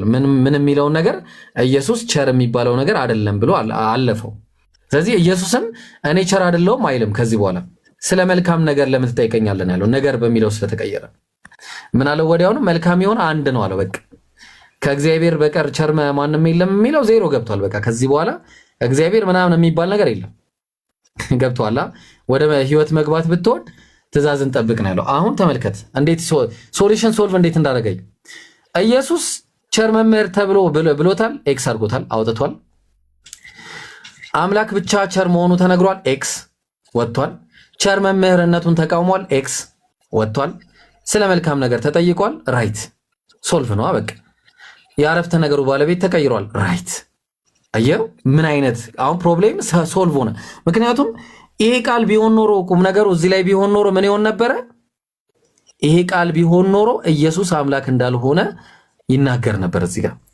አሁን ጥያቄው ለምንድን ነው የአረፍተ ነገር ባለቤት የሚቀይሩት ብለን ካልን ዘገባቸው ታሪካዊ ስለሆነ ነው። ገብቷል? ዝም ብሎ አንደኛውም እንደመሰለው ነው የሚጽፈው፣ ይሄኛውም እንደመሰለው ስለሚጽፍ ይሄኛው ሲቃረነው ታያለ። ግልጽ ነው። ይሄኛውን ሲቃረነው ታያለ፣ ያላለውን ነገር ማለት ነው። ሌላም ነገር ላሳይ። መልሱ ግን ምንድን ነው ያሉት? አሁን እዛኛው ላይም ከአንዱ ከእግዚአብሔር በቀር ቸር የለም ካላቸው በኋላ ምን ላደርግ ላሉት በፊቶቹ ላይ መልስ ብሎ የተቀመጠው ምንድን ነው? ጥቅሱ ወረድ አድርገህ ብታሳይ። የትኛው ከዚህ በኋላ ያለው ነው? መጀመሪያ እዚህ ላይ መጀመሪያ ያልተቀየሩትን ከአንዱ እግዚአብሔር ቸር መምህር ብሎ ተጠይቆ ምን ላደርግ ላሉ መልስ ምንድን ነው የተሰጡት? በቃ ትእዛዝን ጠብቅ ነው ያለው። ትእዛዝን ጠብቅ። ስለዚህ አሁን እዚህ ጋር ለምንድን ነው የቀየርነው? ጥያቄ ባለቤቱ ማን ነው? እዚህ ጋር ቸር መምህር የተባለው ማን ነው? ኢየሱስ ክርስቶስ። ነገር ይሄኛውስ እዚህ ጋርስ ማን ነው ቸር የተባለው? አውዱን አሁን ቸር የተባለው ማን ነው ሳይሆን እንዳገኝ መልካም ነገር ላደርግ ይላል አይደለ እኮ። ለምንድን ነው ኢየሱስ ቸር የተቃወመው? የት አለ? ቸር መምህር የተባለው የት አለ? አሁን እኔ እያልኩ ያለሁት ኦኬ፣ እሱን ተረዳሁ። ግን ደግሞ እንደ ሶሉሽን እዛ ጋር የሰጡት መልስ ምንድን ነው? ከዛ ደግሞ ዋና ሊያስተላልፉ የፈለጉት ወንጌሉስ ምንድን ነው ነው? ወንጌሉ እሱ አይደለም። እኔ ጥያቄ እሱ አይደለም። ጥያቄህማ ገብቶኛል፣ አንተ በመለስክልኝም ገብቶኛል። ግን ደግሞ ለምንድን ነው አሁን እሱን እንስማማለን። ይኸውልህ እሱን እንስማማለን። ገብቶኛል። እኔ ኮንክሉዥኑ መጨረሻ ላይ ያለው ኮንክሉዥን አይደለም ጥያቄ። መጀመሪያ ለምንድን ነው እንደዚህ ኤዲት የሚደራረጉት ነው ጥያቄ። ለምንድን ነው ኤዲት የሚደራረጉት? ኤዲት መደረጉ ያመጣው ችግር ምንድን ነው ነው? ችግሩን ልንገርህ። እዚህ ጋር ቸር መምህር ተብሎ ሲጠራ እኔ ቸር አይደለሁም ለምን አለ ኢየሱስ? እኔ ቸር አይደለሁም ሳይሆን ያለው ስለምን ቸር ትለኛለህ ነው ያለው። ታዲያ ከዛ በኋላ ማን ነው ቸር አለ እኮ? ስለምን ቸር ትለኛለህ? ከአንዱ ከእግዚአብሔር በቀር ቸር ማንም የለም ማለት ምን እያለ ነው እዚህ ጋር ኢየሱስ? ምንድን ነው እያለ ያለው እኮ? ለዛ እኮ ነው እስኪ ወረድ አድርገን ያሉትን እንየው። ምልክ ማለት ጥቅሱ ምንም የለም። ከዚህ በኋላ ምንም የለም። ያለው ምንድን ነው? በቃ የዘላለም ሕይወት መውረስ ከፈለግ ትእዛዝን ጠብቅ፣ አትስረቅ፣ አታመንዝር፣ በሐሰት አትመስክር፣ እንዲህ አታር። ከዛ ይሄን እኮ ከልጅነት ጀምሬ ጠብቅ ያለው አለው። አየውና እንደዛ ሲል ወደደው፣ ግን አንድ ነገር ቀረ አለው። ምንድን ነው የቀረ? ያለን ሁሉ ሽጠ ተከተለኝ አለው። ስጥና ተከተለኝ አለው። ያ ነው በቃ ያለው። ከዛ በኋላ ምንም የለም። ጥያቄ አሁን ለምንድን ነው ቸር መምህር የሚል ይሄ ምንድን ነው? እስቲ አሁን ኢየሱስ ምን እያለ ነው እዚህ ጋር? ምን እያለ ነው? ከአንዱ ከእግዚአብሔር በቀር ቸር ማንም የለም። ከአንዱ ከእግዚአብሔር በቀር ቸር ማንም የለም። ምን ማለቱ ነው? እኔን አትበለኝ። አንድ እግዚአብሔር ነው ቸር እኮ ነው። በቃ ምንም አጭር አማርኛ እኮ ነው። ሌላ ሀተታ አያስፈልገውም ይሄ ነገር ታውቃለህ። ምንም በቃ ምንም ግርግር አይፈልግም። እኔ ቸር አይደለሁም አንድ እግዚአብሔር ነው ቸር በቀር የሚል ነገር አለ። የሃይማኖት አባቶች ይህንን እንዴት ነው የሚፈቱት? ያው ብዙም ስለ መጽሐፍ ቅዱስ ስለማላቅ ነው ይህን የምጠይቅ። ምክንያቱም ይህንን ተርጉመ ከአንተ ይህንን መልስ ስትሰጥበት ኦብቪየስሊ ቤተክርስቲያን ደግሞ እንደዛ አታስተምርም። እና ምንድን ነው አሁን ለዚህ ነገር መልስ ብለው የሚያስቀምጡት ታውቀዋለህ? እሱ ይኸውልህ ምን አለ መሰለህ፣ ይሄ ይታያል፣ ይሄ መጽሐፍ ይታያል አይደለ? ኮሜንተሪ ነው። እሺ የባይብል ኮሜንተሪ ነው። ምን ብሎ ነው ያስቀመጠው? it has probably been added here by later copyists to bring the passage into a verbal argument ከዛ with the narrative of Saint Mark and Saint Luke አለ። ስማ አሁን ያልከኝን ነው ኦብቪየስሊ። በቃ ኮፒስቱ ቀይሮታል እኮ ነው ያለው። ኮፒስቱ ኮፒ የሚያደርገው ሰውዬ በቃ ግን የመጽሐፍ አባቶች የመጽሐፍ አባቶች እኮ ናቸው። እንዴት ብለው ነው የሚተረጉሙት? ይሄው አባት እኮ ነው። ይሄ እኮ እንዴ ይሄ ባይብል ኮሜንተሪ እኮ ነው። ይሄው ያያው ኤሌክትስ ባይብል ኮሜንተሪ እኮ ነው እንዴ። በጣም ከባድ ኮሜንተሪ እኮ ነው። እና አላውቀውም። እሺ ሌላ ኮሜንተሪ ሊኖር ይችላል። ሌሎችም አሉ። ተመልከተ። አሁን እዚህ ጋር ምን ይላል? ለምንድን ነው የቀየረውን ብሎ ሲናገር but the true reading is አለ። true reading ትክክለኛው ሪዲንግ የትኛውን አለ? እቹት እዚህ ጋር ያለችው ግሪክ ሆነች ብሎ አስቀመጠና why asks me concerning the good ብሎ ነው ያስቀመጠው። ለምን ስለ መልካም ነገር ትጠይቀኛለህ ብሎ የሚለው ነገር ነው ብሎ ማስቀመጡን ታያለህ። እርስ በርስ ራሱ ማለት ነው። እሺ ቆይ ልመለስልህ ደግሞ አንድ ጊዜ።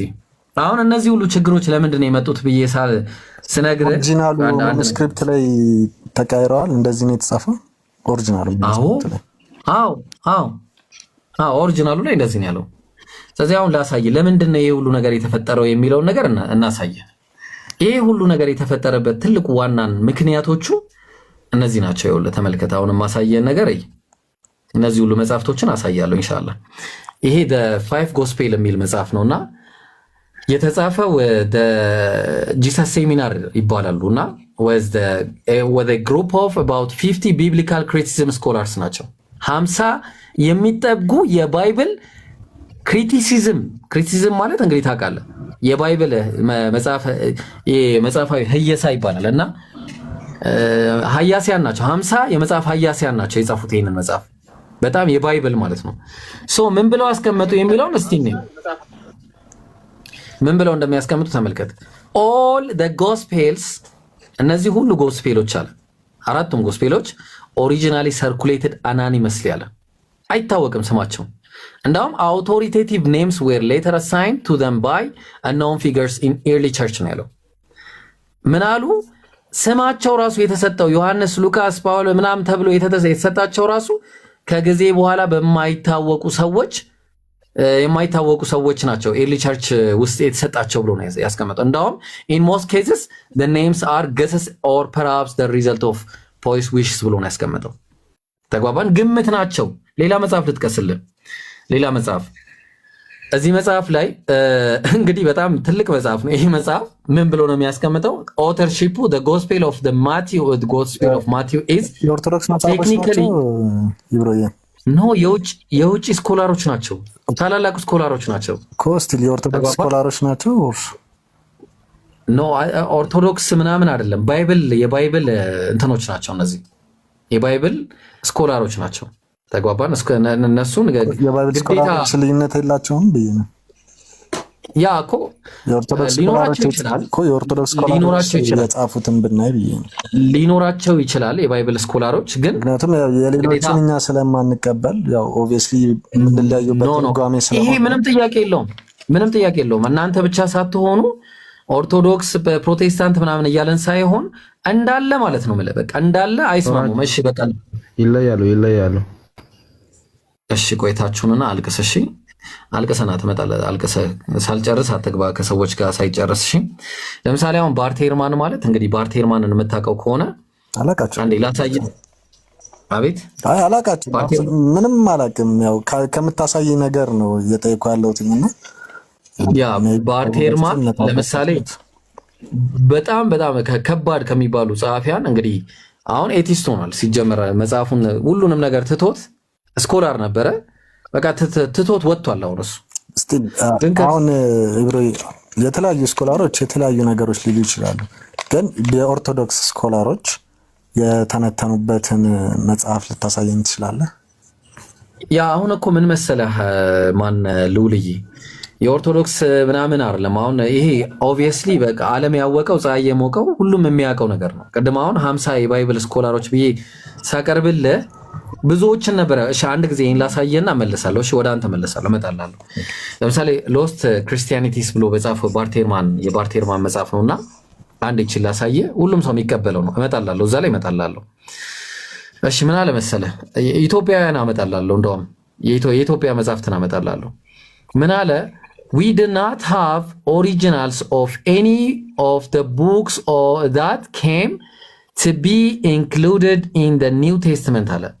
እንግዲህ በቃ ምንም አይነት ኦሪጂናል ወደ ኒው ቴስትመንት ልናካትተው የሚችል መጽሐፍ የለንም ማለት or indeed of any Christian books of from antiquity ያለ በቃ ጭራሽ አንድም የክርስቲያን መጽሐፍ ሊካተት የሚችል ኦሪጂናል ይሆን አለ የለም ማለት what we have አሁን ያለን are copies of the originals or the to be more accurate አለ በቃ ያለን ምንድነው ኮፒዎች ናቸው አለ copies made from copies of the copies of the copies of the original ያለን አሁን የኮፒው የዛኛው ኮፒ የዛኛው ኮፒ የዛኛው ኮፒ ኦሪጂናል ተግባባን ይሄን ያለን most of these surviving copies are hundreds of years removed from the originals themselves አለ ሱብሃንአላህ በቃ ጭራሽ ከኦሪጂናሎች ላይ የሌሉ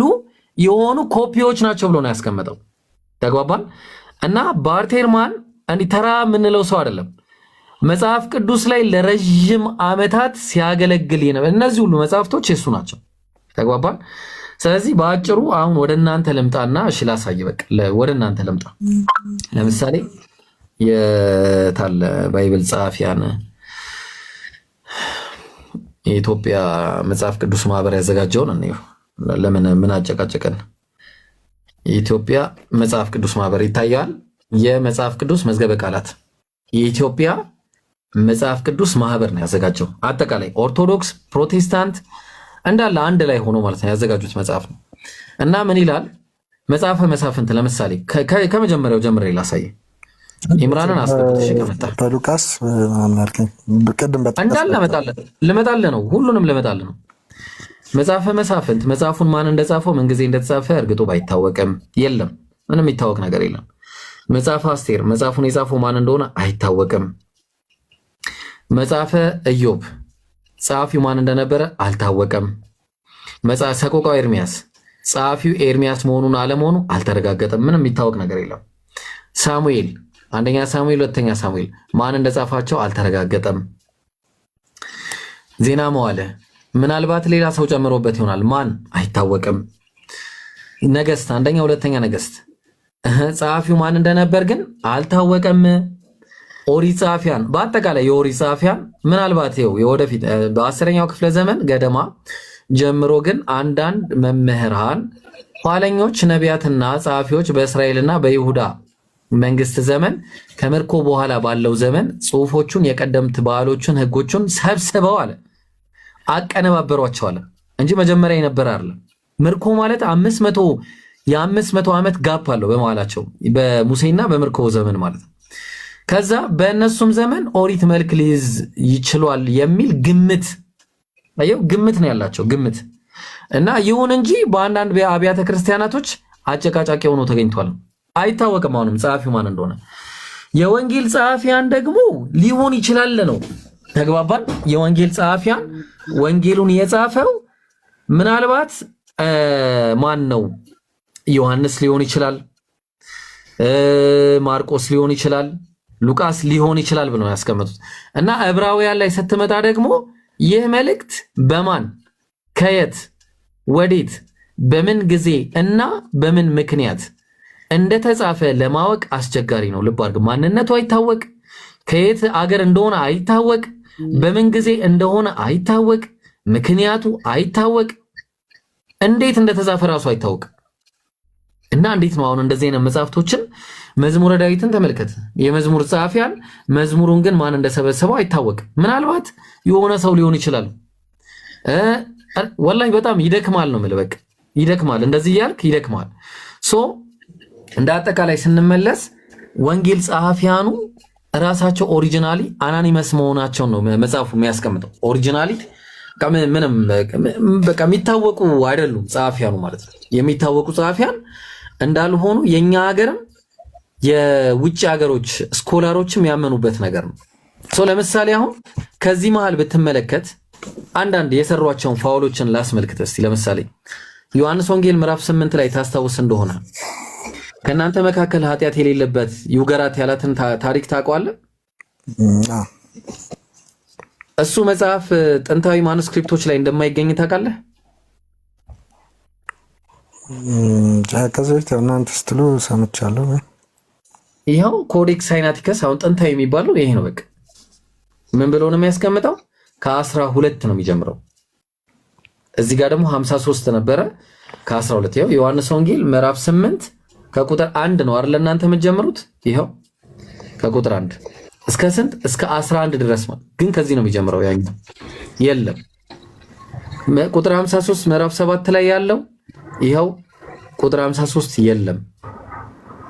በጣም ብዙ እንደዚህ አይነት ለምሳሌ በተመሳሳይ የማርቆስ ወንጌል ምዕራፍ 16 ቁጥር 1 ይኸው ከስንት ነው የሚጀምረው? እስከ ስንት? እስከ 8 ነው ያለው። ኦንሊ እስከ 8 ድረስ ብቻ። የእናንተ መጽሐፍ ግን እስከ 8 ሄድና በነገራችን ላይ እቺ ደግሞ እዚህ ጋር ያለችዋ የትኛውም የግሪክ ማኑስክሪፕት ላይ አይገኝም። የትኛውም ከፀሐይ መውጫ እስከ መጥለቂያ ድረስ በእጃቸው ላከው የሚል የትኛውም ይሄ ኢትዮጵያውያን ጭራሽ ኢትዮጵያውያን ናቸው ወይም ደግሞ የጨመሩት ይሄ የለም። የትኛውም ጥቅስ ላይ የለም። አሁን እዚህ ላይ ስንመጣ ግን ከ9 እስከ 20 ድረስ ልብ አድርግ። ያመነ የተጠመቀ ይድናል፣ ያላመነ ግን ይፈረድበታል። ያመኑትን እነዚያ ምልክቶችን ይከተሏቸዋል። በስሜ አጋንንትን ያወጣሉ፣ በአዲስ ቋንቋ ይናገራሉ፣ እባቦችን ይይዛሉ፣ የሚገልንም ነገር ቢጠጡ ምንም አያረጋቸው ምናምን። ኢማጂን አድርገኸዋል? መሰረታዊ ነገር እኮ ነው የሌለው። ከየት መጣ? ከሌለ የለም እኮ ነው የምልህ። የለም። እንደውም ይህንን አዲሱ መደበኛ ትርጉም ላይ ሲያስቀምጡ ምን አሉ መሰለ? ይህ ክፍል የማርቆስ ወንጌል አካል አይደለም የሚል ከፍተኛ ጥርጥር አለ ይላል። አየው፣ ጭራሽ አይደለም የሚል በጣም ከባድ ጭቅጭቅ ነው ያለው። ከባድ በጣም የሚገርም ነው። ሶ እንዲህ አይነት ነገሮችን ጨምረዋል። የጠፉ ነገሮችም አሉ። ለምሳሌ ያልተጻፉ ነገሮች ልስጥ። ለምሳሌ ሉቃስ ወንጌል ምዕራፍ 10 ቁጥር 7 ላይ ለምሳሌ ነው እሱ አይደለም። እሺ ይሄኛው ሳይሆን የትኛው መሰለች? ስንት ላይ ነበር ያስቀመጥኩት? እሺ ሉቃስ የጠፉ ቃሎች አይደለም ያልተጀመረ። ቆይ እሺ የቱ ጋር ነበር ያደረኩት? ላላህ ብለህ ቆይ ለመልስልህ አንድ ጊዜ።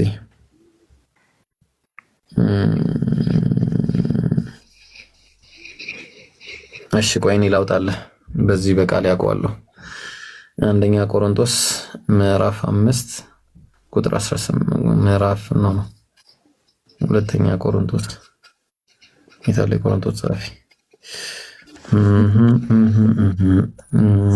ጢሞቴዎስ አይደለም። የታለ ቆሮንቶስ ምዕራፍ 5 ቁጥር 18። ኦ ማይ ጋድ። እሺ አላገኘሁትም። በቃ የኛውን ላሳየሽ። አንደኛ የዮሐንስ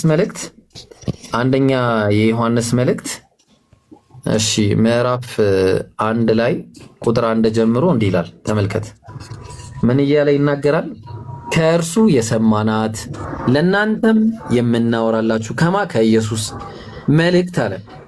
እግዚአብሔር ብርሃን ነው፣ ጨለማ በሱ ዘንድ ከቶ የለም የምትል ይህች ናት አለ።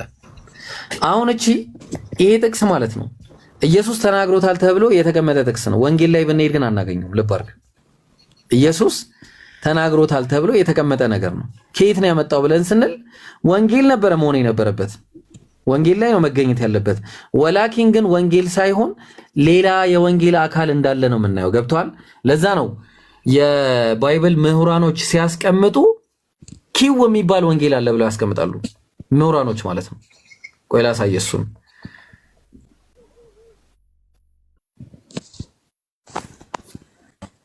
ኪው የሚባል እንግዲህ ይሄንን የማያውቀው እንግዲህ ስለ ኮሜንተሪ የሚያውቅ ሰው ካለ ሬይመንድ ኢ ብራውን እንግዲህ ይሄን የማያውቀው ሰው የለም።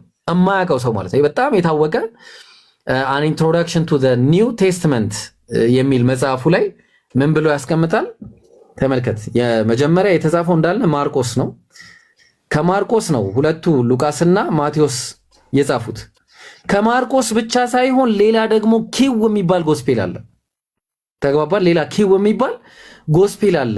ከዛ ላይ ኮት እያደረጉ የሚጠቅሱት ማለት ነው። ሶርሶች አሉ፣ ሁለት ሶርሶች። አንደኛው ሶርስ ማርቆስ ሲሆን ሌላኛው ደግሞ ኪው ሶርስ የሚባል አለ። ተግባባል? ከዚህ ኪው ሶርስ ላይ ነው የሚያመጡት እንደዚህ አይነት ነገሮች አይደለ? ግን ዘቱ ሶርስ ሃይፖቴሲስ ነው እንጂ ፋክት አይመስለኝም እኮ። እሱማ ትክክል ነው የሚለው ትክክል ሃይፖቴሲስ ነው እኮ። ለምን እንደዛ እንዳሉ ታውቃለህ?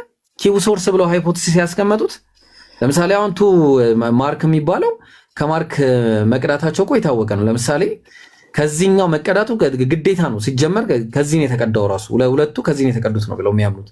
ለምን እያንዳንዱ ነገሮቻቸው ከዚህ ኢላቦሬት አድርገው ነው ከዛ በኋላ የጻፉት። ለምሳሌ ማቴዎስን ብታየው የማርቆስን ኤዲት አድርገው ነው ብዙ ጊዜ የምታየው፣ ሉቃስን በተመሳሳይ።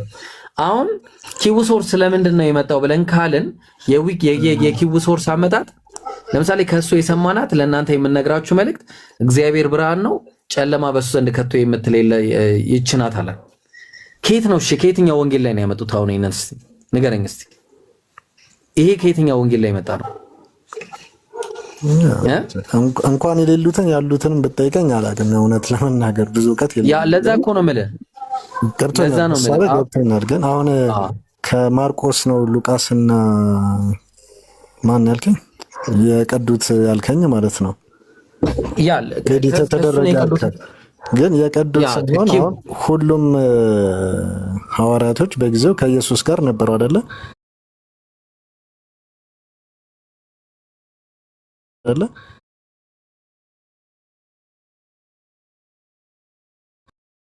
ብሎ ከማለት የነበሩት እማኞች በራሳቸው አባባል የነበረውን ጊዜያት ገለጹ። ስለዚህ ሁሉም አንድምታቸው አንድ አይነት ከሆነ ኦፍኮርስ አንተ እንደምትለው የቀዱትን ብሎ መውሰድ ይችላል። ነገር ግን ደግሞ ያዩትን ሁኔታ በራሳቸው አገላለጽ ገለጹ ማለትስ መውሰድ ይቻላል? እንደዛ ኖ፣ እንደዛ ሳይሆን ደግሞ ቀድተውታል ብሎ በስነ ስርዓት አስቀምጠዋል። አሁን ፎር ጎስፔል ብሎ ያስቀመጠው መጽሐፍ ላይ ምን ብሎ ይናገራል መሰለ? the accepted view that ማርክ አለ ማርቆስ የማርቆስ ወንጌል so far from being an አውግስቲን ተውት አለ። ልክ እንደ አውገስቲን ተውት አለ። አውገስቲን ማለት እንግዲህ በጣም ታላቅ ሰው ነው። እሺ ተመልከት። አምብሪጅመንት ኦፍ ማቲው አለ። እንግዲህ ምን ማለት ነው? was a source used by ማቲው ብሎ አስቀመጠ። በማቴዎስ የተያዘ ሶርስ ነው ይሄ ነገር። ማቴዎስ ወንጌል ሲጻፍ ሶርስ አድርጎ የጻፈው የማርቆስ ወንጌልን ነው ብሎ ነው የሚያስቀምጠው። ኤንድ አለ ሉቃስ የሉቃስ ወንጌልን በተመሳሳይ requires slightly restating ብሎ ያስቀምጣል። ሰው ምንድነው እነዚህ ሁለቱ ጸሐፊያን የማቴዎስና የሉቃስ ወንጌሎች ጸሐፊያን የማርቆስ ወንጌልን ቤዝ አድርገው ሶርስ አድርገው መጻፋቸውን ይናገራል። እንደ ሶርስ መጠቀማቸው ይሄ ደግሞ ኦብቪየስ ነው። በቃ እነሱ ከዚህ በፊት የተናገሩትንም ነገር እንደ ሶርስ አድርገው ተጠቀሙ። ግን ወንጌሉ ላይ ባዕድ አስተላልፈዋል ማለት ከወንጌሉ ውጭ የሆነ ነገር አስተላልፈዋል። ኮቴሽን እኮ ችግር የለውም አይደል? ያ ኦፍ ኮርስ ግን በደንብ አስተላልፈዋል። ዋናው ትምህርቱ ላይ በደንብ አስተላልፈዋል። የተሳሳተ ትምህርት አስተላልፈዋል ወይም የተለያየ ትምህርት አስተላልፈዋል ወይ? በትክክል አስተላልፈዋል። ቅድም ያሳየው ለዛ ነው፣ ያን እንድትረዳ ነው። ቅድም በስነ ስርዓት ያሳየውህ ለምሳሌ ማርቆስ ቤዝ አድርጎ ሲጽፈው ማርቆስን ቤዝ አድርጎ ማቴዎስ ሲጽፍ ለምንድን ነው ቸር መምህር የሚለውን የለወጠው ነው ጥያቄ። እሱ መልስልኝ። ቸር መምህር የሚለው አሁን የኦርቶዶክስ መምህራን ያንን ነገር ምን ብለው ነው ምላሽ የሰጡበት? የእሱ ማስረጃው አለክ? እነሱ ምንም አይነት መልስ የለም። ምንም አይነት መልስ የለም። ወላሂ ምንም አይነት መልስ የለም። እስቲ እኔ ኦርቶዶክስ ነኝ ብሎ የሚናገር አንድ ክርስቲያን ይምጣና ይሄን መልስ ይመልስ። ምሁራኖች ራሱ ምንም አይነት መልስ የለኝም በዚህ ላይ በእርግጠኝነት እስቲ ያምጡ። አንድ መልስ የለም። ስለዚህ አውጪን ለቤት ስራ አድርጌ ልውሰድ ማለት ነው አንተ ጋር ከሌለ። አዎ እንደዛ በተመሳሳይ ነው የማምነው። ቃል በቃል ባላውቀውም የሆነ ታይም ላይ ሰምቼዋለሁ የዚህን ትርጓሜና ያው እንዳልኩ ብዙ እውቀቱ ስለሌለኝ አሁን የለምና ሞራ እሱን አጠናክሬ እመጣለሁ። እሱን እንዴት ብለው እንደፈቱት ምን ለማለት እንደፈለገ ስለምን እንደኔቸር ለመፍታት ሎልዬ አሁን አንድ ነገር ለመፍታት ብለህ የማስተካከል ነገር ቢሆን ኖሮ ነገሩ ጥሩ ነበር እኮ። ሊትራሊ ግን ምንድነው የሆነው መሰለ ልወጣ ነው የተደረገው። አይ ልወጣው ተቃራኒ ሳይሆን ነው ለማለት ነው የፈለጉት። ማለት ቅራኔውን አላየሁትም እኔ። አሁን እዛ ጋር ስለምን ቸር ትለኛለህ? ቸር ከአንዱ ወይሽ በእግዚአብሔር ላሰብሽ። በቀር ይላል አይደል? መጀመሪያ በማርቆስ ዘገባ መሰረት ኢየሱስ ቸር መምህር ተብሏል አይደለ? ብሎታል። አምላክ ብቻ ቸር እንደሆነ ተናግሯል አይደለ? ተናግሯል። ቸር መምህርነቱን ተቃውሟል ኢየሱስ? ተቃውሟል ይላል። በጣም ጥሩ። መቃወም ሳይሆን ስለምን ቸር ትለኛለህ? እስቲ ምን ማለት ነው? ተቃውሞ አንተ በምትለው ኮንቴክስት ተቃውሟል ማለት ይቻላል። ግን ኦፍ ኮርስ ቸር መምህር ብሎ ሲጠራው ማለፍ ነው የነበረበት አይደለ? ሊትራሊ እንደዛ ነው። ይኸው ምን አለ አንተ በምትለው ያ ኦፍ ኮርስ ልክ ነህ። አንተ በምትለው መጽሐፉ እንደዛ ነው የሚለው። ቸር መምህር ወይ ሲለው የዘላለም ሕይወት ወርስ ዘንድ ምን ላድርግ ብሎ ነው የጠየቀው። በቃ ሰውየው ኢየሱስ ቀጥታ ወደ መልስ ነው መግባት ያለበት እንጂ ይሄንን አይደለም መቃወም ያለበት። ትምህርት እኮ ነው የሰጠው። ኢየሱስ ምን አለው? ስለምን ቸር ትለኛለህ እንዴ? ቆይ ልውል ስለምን ሳላህ ብለህ ትጠራኛለህ ካልኩ ምን ማለት ነው? ለምሳሌ አሁን ስለምን ቸር ትለኛለህ ሲል አሁን ያ ጠያቂ ሰውዬ አምላክ እንደሆነ አምኖ ነው ወይንስ ኢየሱስ ማን ነው ብሎ ተቀብሎ ነው ያን ጥያቄ ጠየቀው? ምን መሰለ በቃ ኢየሱስ ገና ቅድመ ጥንቃቄ እየሰጠው ነው። ቅድመ ጥንቃቄ በቃ ምንም አላለም። ይሄ ሐሳብ አሰምሽኑ ምንድነው ብሎ ነው። ምንም አሰምሽን የለውም ሰውየው። ምንም አይነት በቃ ቸር መምህር ነው ያለው። በቃ ምንም አይነት አሰምሽን የለውም ሰውየው። ግን እንዲሁ መጣና ቸር መምህር ነው ያለው። በቃ ስለሱ የተናገረ ነገር የለም። ከዛ ምን አለው? የዘላለም ሕይወት ወርስ ዘንድ ምን ላድርግ ብሎ ጠየቀው። እንግዲህ ቸር የሚባሉ በጣም ብዙ አሉ። ልብ አድርገህ አምላኬም እኮ አላለውም ኢየሱስን። ያለው ምንድነው? ቸር መምህር ሆይ ነው ያለው። ኢየሱስ ለምንድነው ነው ጥያቄ። ለምንድነው ስለምን ቸር ትለኛለህ የሚለው? አየው ለምን እኔ በቃ ቸር አትበለኝ እኮ ነው ሊትራሊ። እስኪ እኔ ደግሞ መልስ እንትን ብዬ ፈልጌ አመጣልሃለሁ። አንተ የምትለው ገብቶኛል። እኔ ምንም የገባህ ይመስለኛል። ግን አሁን ማስረጃው ስለሌለኝ ማስረጃውን ፈልጌ ለማምጣት ሞክራለሁ። አሁን እዚህ ላይ እንምጣ አንድ ጊዜ። ቅድም ቸር ኢየሱስ ቸር መምህርነት መምህር ብሎታል የሚለው ኤክስ ነው ራይት ነው? እዚህ ላይ በማቴዎስ መሰረት ኤክስ ቸር መምህር የለም፣ ማቴዎስ ላይ የለም። እሺ አምላክ ብቻ ቸር መሆኑን ተናግሯል ኢየሱስ? እዚህ ላይ ይታያል? ኤክስ የለም፣ አልተናገረም። ቸር መምህርነቱን ኢየሱስ ተቃውሟል? እዚህ ላይ አልተቃወመም፣ ማቴዎስ እንደዘገበው። በጣም ጥሩ። ስለ መልካም ነገር ጠይቆታል አይደለ? ራይት። የአረፍተ ነገሩ ባለቤት ተቀይሯል። ላሳየ። እዚህ ጋር የአረፍተ ነገሩ ባለቤት ማን ነው? እዚህ ጋር ቸር የተባለው የአረፍተ ነገር ባለቤት ማን ነው? ያው ቸር መባሉ እንጂ ያው ጥያቄ የቀረበለት ባለቤቱ ስቲል ኢየሱስ ክርስቶስ ነው። ቸር ነው ቃል ባለቤቱን የአረፍተ ነገሩ የዚህ አረፍተ ነገር እነሆም አንድ ሰው ቀርቦ ቸር መምህር ሆይ ነበር አይደል ያለው? እዚህ ጋር አረፍተ ነገሩ ባለቤት ማን ነው? ሰውየው ቸር የተባለው ማን ነው? ቸር የተባለው ክርስቶስ ነው አይደለ? ክርስቶስ ነው። ጥሩ። የዘላለም ሕይወት ወርስ ዘንድ ምን መልካም ነገር ኦኬ፣ ይቅርታ ቸር አልተባለም። እዚህ ጋር ቸር የተባለው ኢየሱስ ሳይሆን አይ መምህር ሆይ የተባለው ስቲል ኢየሱስ ነው አይደል? መምህር አይደለም። እኔ ጥያቄ ቸር መምህር ነው ጥያቄ። ምክንያቱም አሁን እዚህ ጋር ነገር የሚለው ነው ወይስ ኢየሱስ የሚለው ነው መልካም የተባለው ጉድ የተባለው? እንግሊዝኛው አንድ አይነት ነው ሁለቱም። ስቲል ያው ነገሩም ተባለም አልተባለም ጥያቄው ላይ ኢየሱስ ለምን ቸር አልተባለም የሚለውን ልጠይቅ እንችላለን እንጂ እዚህ ጋር መልካም ነገር የተባለው መልካም ነገሩን የተባለው የሚለው የሚያስኬድ አይመስለኝም። ምክንያቱም ምን ላደርግ መሰለህ እዚህ ጋር ቸር መምህር ብሎታል አይደለ? ይኸው ተመልከት። ቸር መምህር የዘላለም ሕይወት ወርስ ዘንድ ምን ላድርጋለሁ? ከዛ ከዚህ በኋላ የሚመጣው መልስ ነው የምታየው። ስለምን ቸር ትለኛለህ እኔን ነው በቃ። ከአንዱ ከእግዚአብሔር በቀር ቸር ማንም የለም ማለት። እዚህ ጋር ስትመጣ ደግሞ ሌላ ታሪክ ነው። እነሆም አንድ ሰው ቀርቦ መምህር ሆይ የዘላለም ሕይወት ወርስ ዘንድ ምን መልካም ነገር ላድርግ ነው ያለው። አሁን ኢየሱስ እዚህ ጋር የተቃወመው ስለምን ቸር ትለኛለህ ራሱን ነው እንጂ ያለው ስለ መልካም ነገር ለምን ትጠይቀኛለህ አይደለም ያለው። አየው አረፍተ ነገሩ ነው። ስለ መልካም እዚህ ጋር ማን ነው የተባለው? ስለምን ቸር ትለኛለህ የተባለው ማን ነው? ክርስቶስ ነው። እዚህ ጋር ማን ነው የተባለው? ነገር። አየው ስለ መልካም ነገር ነው ያለው። እዚህ ጋር ለምን ትጠይቀኛለህ እዚህ ጋር ነው ስለምን ቸር ትለኛለህ? ወላሂ ቶታል ሪሊ በጣም የሚገርም ትዊስት ነው ያደረገው። የሚገርም እንዲህ አይነት ኤዲተር እኔ በሀያቴ አይቼ አላውቅም። ወላሂ ለአዚም እንደዚህ አይነት ኤዲተር የለም እኮ ነው የምላችሁ። እንዴ እልም አድርጎ ነው ያጠፋው። በቃ አሁን ኢየሱስ ምንም አይነት ጥርጣሬ አይኖርም በኢየሱስ ላይ። እዚህ ጋር በቃ ኢየሱስ በቃ ምንም በቃ አንድ ጥርጣሬ አታገኝም እዚህ ላይ። ለምን እዚህ ጋር ስለምን ቸር ትለኛለህ?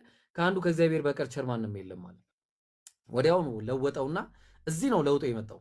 እቺ ቸር የምትለዋን ወዲያውኑ ነገር ውስጥ አስገባት፣ መልካም ነገር በሚለው ቀየረውና ወዲያውኑ መልካም ነገር ስለሆነ የተጠየቀው ስለ መልካም ነገር ለምን ትጠይቀኛለህ ያለው። ስለ እኔን ቸር ለምን ትለኛለህ አላለው። መልካም የሆነ አንድ ነው። ወደ ህይወት መግባት ብትወድ ትእዛዝን ጠብቃለሁ። በቃ አስርም ወላሂ እንዲህ አይነት ፕሮብሌም ሶልቭ እንዲህ ማንም እና አልበርት አንስታይን እንዲያደርጉም እኮ ነው የምላችሁ። ገብቶኛል እና ይሄ ገብቷል አይደል? አንደርስታንድ አድርገኛል። ገብቶኛል። ይነጋብናል እኮ ነው የምልህ። እንደዚህ አይነት ነገር እያሳየው ይነጋብናል። ወላሂ ነው የምልህ። እንዲህ አይነት ነገር እያሳየው ይነጋብናል። ችግር የለም። አንዱን ደግሞ መልሰን ከዛ ወደ ሌላውም እንሄዳለን። መልስ ካገኘው በቃ አሁን ወደዚህ ዙርና አሁን በቃ ግልጽ ከሆነ በነገራችሁ ላይ ይሄ የማን ጃኬት እንደሆነ ታውቃላችሁ?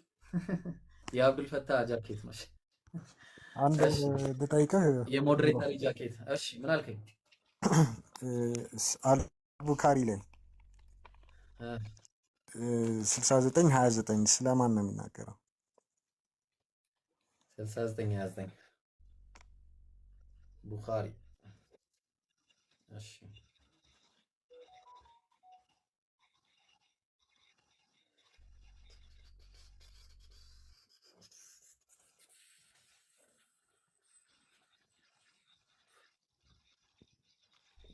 قال حدثني شقيق قال قال عبد الله كأني أنظر إلى النبي صلى الله عليه وسلم يحكي نبيا من الأنبياء ضربوه سلا راساتቸው ነው የሚያወሩት ነብዩ ሰለላሁ ዐለይሂ ወሰለም ስለ ራሳቸው የሚያወሩት ጥቅስ ነው። ጣይፍ ላይ ተደብድበው ጥርሳቸው ደምቶ ግንባራቸው ተመቶ ፊታቸው ደምቶ እንዲህ ደም በደም ሆነው እግራቸው ድረስ እስከሚንጠባጠብ ድረስ ሆነው ከዛ አይሻ እንዲህ ብላ ትጠይቃቸዋለች በሌላ ሐዲስ ላይ እስቲ ለመሆኑ በህይወት ትልቁ ችግር የገጠመ መቼ ነው ብላ ጠየቀቻቸው። ከእሁድ የበለጠ ደርሶብሃል? እሁድ ማለት ዘመቻ ነው፣ የእሁድ ዘመቻ። አዎ ደርሶብኛል አሉ። እሱም ጣይፍ ሰይድ ነው አሉ።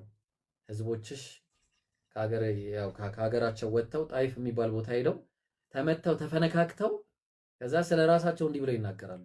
ምን ብለው ተናገሩ? ያህኪ ነቢይ ሚነል አንቢያ ከነቢያቶች አንዱን ይጠቅሱና ተናገሩ። ይሄ ያው የእንትን አነጋገር ይባላል። ምንድን ነው የሚባለው? ሰርድ ፐርሰን ማለትም ራስን በሰርድ ፐርሰን ስትናገር ማለት ነው። ከዛ ደረቡሁ ቀውሙሁ ህዝቦቹም ደበደቧቸው። ፈአድመኡ እና አደሟቸው። ፈሁወ የምሰሑ ደመ ከዛ ከላያቸው ላይ ደማቸውን እንዲየጠረጉ አን ወጅሂ ከላያቸው ላይ ወየቁሉ ረቢ እግፊር ሊቀውሚ ፈኢነሁም ላ ያዕለሙን ጌታዬ ሆይ ለእነዚህ ህዝቦቼ ይቅር በላቸው አያውቁም የሚያደርጉትን እያሉ ስለ ራሳቸው መናገራቸውን ነው የሚያሳየው። እንደዛ ነው። አማርኛው ምንድን ነው የሚለው? እንትን ሲል ቀደምት ነቢያት ነው የሚለው አማርኛው ምንድን ነው የሚለው? ቀደምት ሳይሆን ያህኪ ይተርካሉ አለ። ነቢይ ሚነል አንቢያ ነው የሚለው። ከነቢያቶች ስለ አንዱ ይናገራሉ ብለው ነው የተናገሩት። ስለ ራሳቸው ነው እየተናገሩ ያሉት። ተግባባን? ምክንያቱም ፈኽር እንዳይሆን ጉራ እንዳይሆንባቸው ስለ ራሳቸው በሰርድ ፐርሰን የተናገሩት ነው። እና ከላያቸው ላይ ደማቸውን እየጠረጉ ምን አንተ ለኢየሱስ ነው ልትለኝ ነው? ለኢየሱስ አይደለም። በቃ ባጭሩ ልገላግለ ስለ ነብዩ ነው የሚናገረው። አማርኛው በዚህ ጋር አንተ ባወራው አልነበረም ያገኘሁትና አማርኛ አይደለማ። ቼክ ላድርግ። አረብኛ ትክክለኛው አረብኛ ነው። ለዛ ነው። በነገር ላይ ነብዩ መሐመድ አለይሂ ሰላቱ ወሰላም በባይብል ላይ እንደተጠቀሱ ሰምተህ ታውቃለህ? እስከ ዛሬ ድረስ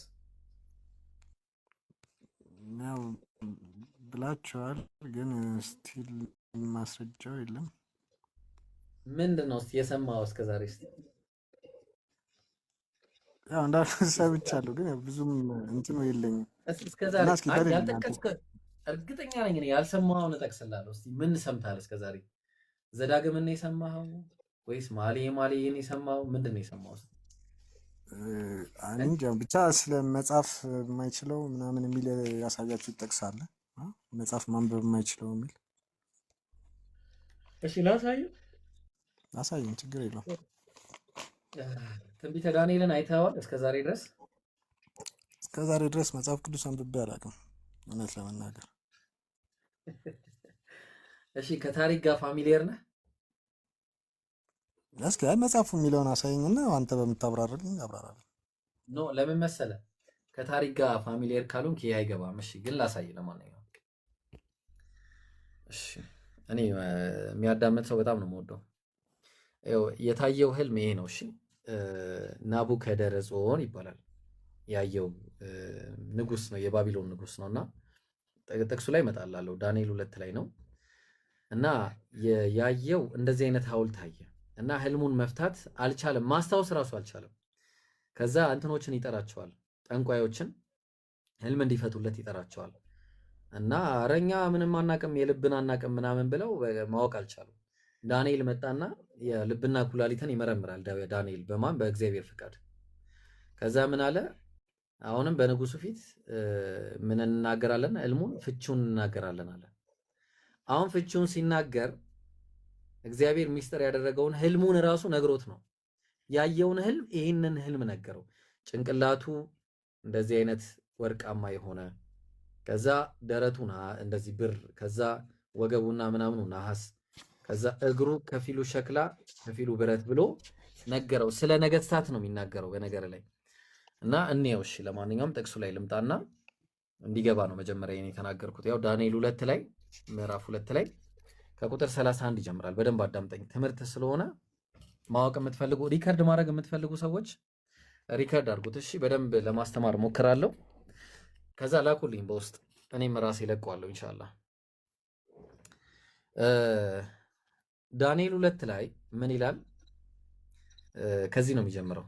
አንተ ንጉሥ ሆይ ታላቅ ምስል አየህ። ይህም ምስል ታላቅና ብልጭልጭታው የበዛ ነበረ። በፊትህም ቆሞ ነበረ፣ መልኩም ግሩም ነበረ። የዚህም ምስል ራስ ጥቁር ወርቅ አለ። ተመልከት፣ ራሱ ጥቁር ወርቅ ነበር አለ። ከዛም ደረቱና ክንዶቹም ብር ነበሩ አለ። ደረቱና ክንዶቹ እንደምታየው ብር ነበረ አለው። ከዛም ሆዱና ወገቡ ነሐስ ነበረ። ሆዱና ወገቡ ነሐስ ነበረ። በጣም ጥሩ። ከዛም እሺ ጭኖቹም ብረት፣ ጭኖቹ ምን ነበረ? ጭኑ ይህ የምታየው ጭን ብረት ነበረ። ከዛ በኋላ እግሮቹም እኩሉ ብረት እኩሉም ሸክላ ነበር አለ። እግሩ 15%።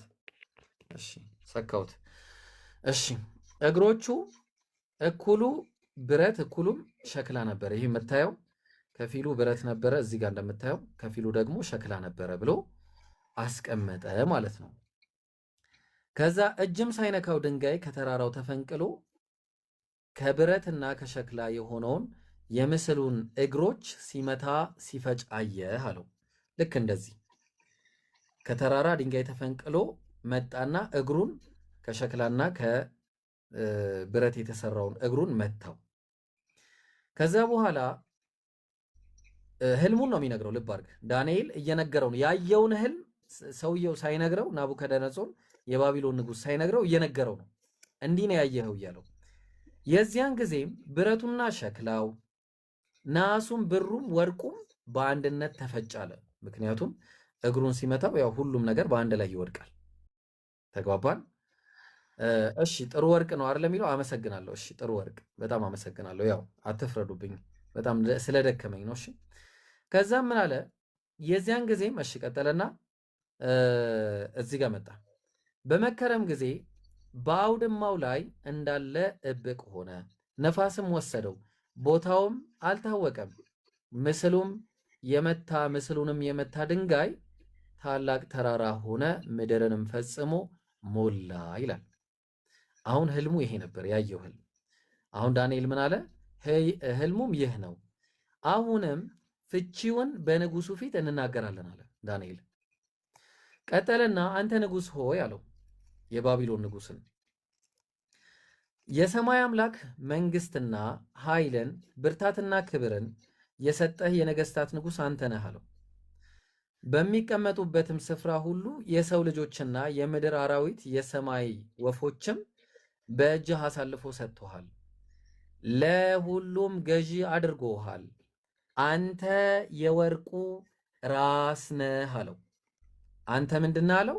የወርቁ ራስ ነህ አለው። የባቢሎን ንጉስ ከ605 እስከ 539 ቢፎር ክራይስት የገዛው ማለት ነው። አንተ የባቢሎን ንጉስ፣ ይሄ ወርቁ የተባለው አንተ ነህ አለው። ልብ አድርግ። ሁለተኛ ከአንተም በኋላ ከአንተ የሚነሳ ከአንተ የሚያንስ ሌላ ሁለተኛ መንግስት ይነሳል አለ። ሌላ ሁለተኛ መንግስት። ሁለተኛውን መንግስት ሲናገር ዳንኤል 8 ላይ ዳንኤል 2 እዛው ቁጥር 20 ላይ ቁጥር 38 ላይ ማነው ይቅርታ፣ ይሄ አንተ የወርቁ ራስ ነው ያለው ቅድም ያሳየው የባቢሎን ንጉስ ነው። ሁለተኛው ደግሞ ዳንኤል 8 ላይ የሜዶና ፋርስ ነገስታት ናቸው ብሎ አስቀመጠ። ስለዚህ የሜዶና የፋርስ ነገስታት ይኸው ይሄ የብሩ መንግስት ሜዶ ፐርሺያ ከ539 ከዚህ በኋላ እስከ 331 ቢፎር ክራይስት የገዙ ናቸው ሜዶ ፐርሺያ። ከዛ ደግሞ ሶስተኛ ንጉስ አለ። ምን አለ? ከዚያም በኋላ በምድር ሁሉ ላይ የሚገዛ ሌላ ሶስተኛ የነሐስ መንግስት ይነሳል አለ። የነሐስ መንግስት ማን ነው? አሁን ደግሞ ሶስተኛ ሌላ መንግስት ብሎ የሚያስቀምጠው ዳንኤል 8 ቁጥር 21 ላይ አውራውን ፍየል የግሪክ ንጉስ ነው አለ። ተግባባን? ስለዚህ ምንድነው ተባለ? ይኸው ከ331 ከዚህ በኋላ እስከ 168 ቢፎር ክራይስት የገዛው የግሪክ ንጉስ ነው ማለት ነው። ተግባባን? ከዛ በኋላ ደግሞ ሌላ አራተኛ መንግስት ይነሳል። በደንብ አዳምጥ። ምን አለ? አራተኛው መንግስት ሁሉን እንደሚቀጠቅጥና እንደሚያደቅ ብረት ይበረታል አለ። እሺ ከዛ እሺ እነዚያንም ሁሉ የሚፈጭ ብረት የሚፈጭ ብረት ይቀጠቅጣል ይፈጭማል አለ። እግሮቹም ጣቶቹም እኩሉ ሸክላ እኩሉም ብረት ሆኖ እንዳየ እንዲሁ የተከፋፈለ መንግስት ይሆናል አለ። የተከፋፈለ መንግስት ይሆናል። በኋላ እመጣላለሁ እሱ ላይ። የተከፋፈለ መንግስት ይሆናል አለ። የቱ ጋር ነበርኩኝ? እሺ እግሮቹማ ያውና እዚያ ጋር። ከዛ ምን አለ? ብረቱም ከሸክላው ጋር ተደባልቆ እንዳየሁ የብረት ብርታት ለእርሱ ይሆናል አለ። የእግሮቹም ጣቶቹም እኩሉ ብረት እኩሉ ሸክላ እንደነበሩ እንዲሁ መንግስቱ እኩሉ ብርቱ እኩሉ ደካማ ይሆናል አለ። ከዛ አሁን ልብ አድርግ በደንብ። የዚህ አራተኛው መንግስት ስም አልተጠቀሰም ባይብል ላይ። የምናገኘው የት ነው? ኮሜንተሪ ላይ ነው የምናገኘው። የባይብል ኮሜንተሪ ማቲው ሄነሪ ካውንስል ኮሜንተሪ ማን ነው ይቅርታ፣ ኮንሳይን ኮሜንተሪ ምን ይላል? አራተኛው የሮማን ኢምፓየር ነው ብሎ ያስቀምጣል። አራተኛው ሮማን ኢምፓየር። በተመሳሳይ ጄመንሰን ኮሜንተሪ ላይ ስትመጣ አራተኛው ሮማን ኢምፓየር። በተመሳሳይ ማቲው ፖልስ ኮሜንተሪ አራተኛው ሮማን ኢምፓየር። ሌላም ጄኔቫ ስተዲ ባይብል ፎርዝ ኪንግደም ሮማን ኢምፓየር እንዳለ ብትመጣ እንዳለ ኢቭን የነሱ ብቻ ሳይሆን የአይሁዳውያንንም ኮሜንተሪ ብትመለከት እነ ራሺን ብታይ ሮማን ያው ተመልከት። የፎርዝ የአራተኛው ሮም ነው ብሎ ያስቀምጣል። ከዛ ደግሞ ከአባቶች እንምጣ። አጌንስት ሄረሲስ ቡክ 5 ላይ ስንመጣ ኢራኒየስ ምን ብሎ ያስቀምጣል? አራተኛው ኢምፓየር ሮማን ኢምፓየር ነው ብሎ ያስቀምጣል። ሌሎች አባቶችንም ተመልከት። ሌላ አባቶችንም ብትመለከት እነዚሁም ሴንት ሂፖ ላይ ብትመጣ ማን ነው ብሎ ያስቀምጣል? ሮም ኢምፓየር ነው ብሎ እንዳለ ይሄ ሙሉ ኢጅማ ያለበት በቃ በአጠቃላይ ሮም ኢምፓየር ነው ብሎ ያስቀምጣሉ። ስለዚህ ለዛ ነው ከ168 ቢፎር ክራይስት እስከ 476 ኤዲ የሮማን ኢምፓየር መሆኑን ያስቀምጣል። አፍተር ማን ነው ከኢየሱስ በኋላ ማለት ነው። አሁን ጥያቄው ቅድም የተከፋፈለ መንግስት ይሆናል ብሎን ነበረ። የተከፋፈለው መንግስት እንግዲህ ሮም የተከፈለችው ኢስትና ዌስት በሚባል ታውቃለህ? ይህንን በሂስትሪ ኢስትና ዌስት ተብላ እንደተከፈለች የሮማን ኢምፓየር በሂስትሪ በሮማን ኢምፓየር መቼ ነው የተከፋፈለችው ብለን ስንል በ395 ኤዲ ላይ ነው። በ395 ዲቪዥን ኦፍ ሮም በ395 አፍተር እንግዲህ ከክራይስት በኋላ ነው። ተግባባን። አሁን ጥያቄው ጥቅሱ ላይ እንመለስና እግዚአብሔር ከዚህ በኋላ አንድ የሚያስነሳው አምስተኛ መንግስት አለ። የአምስተኛው መንግስት ምንድን ነው? እንየው። ምን አለ? በእነዚያም ነገስታት ዘመን አለ። በዚያም ይቅርታ፣ በእነዚያ ማለትም በሮም እንግዲህ የሮም መንግስት ለሁለት ተከፍሏል ብናል። የሰማይ አምላክ ለዘላለም የማይፈርስ መንግስት ያስነሳል። ማን ነው የሚያስነሳው? አምላክ። ለሌላ ህዝብ የማይሰጥ መንግስት ይሆናል። ለሌላ ህዝብ አይሰጥም ያ መንግስት። እነዚያንም መንግስታት ሁሉ ትፈጫቸዋለች፣ ታጠፋቸውም አለች፣ ለዘላለምም ትቆማለች አለ። የሮምን መንግስት ያጠፋዋል ይሄ መንግስት። ይሄ የአምላክ መንግስት የተባለው የሮምን መንግስት ያሸንፈዋል። ለዛ ነው ድንጋዩም እጅ ሳይነካው ከተራራው ተፈንቅሎ ብረቱንና ነሐሱ ሸክላውንን ብሩን ወርቁንም ሲፈጭ እንዳየህ እንዲሁ ከዚህ በኋላ የሚሆነው ታላቁ አምላክ ለንጉሱ አስታውቋል አለ። ህልሙም እውነተኛው ፍቺ የታመነ ነው አለ። ስለዚህ ያ ድንጋይ አምላክ የሚያስነሳው ይሄ ድንጋይ የሮምን ኢምፓየር እንደዚህ የሚመታ ኢምፓየር የሮምን ኢምፓየር። ታዲያ በሂስትሪ ለመሆኑ የሮምን ኢምፓየር ያጠፋው የትኛው ኢምፓየር ነው? እስቲ የሚነግረኝ ማለት ታውቀዋለህ? የሮምን ኢምፓየር የምታስታውስ ከሆነ ሮም የወደቀችው ከ395 ከመከፋፈሉ በኋላ ሮም የወደቀችው ፎል ኦፍ ኮንስታንቲኖፕል የኮንስታንቲኖፕል ነው ተብላ የምትጠራው እና ሜይ 29 በ1453 ላይ ነው።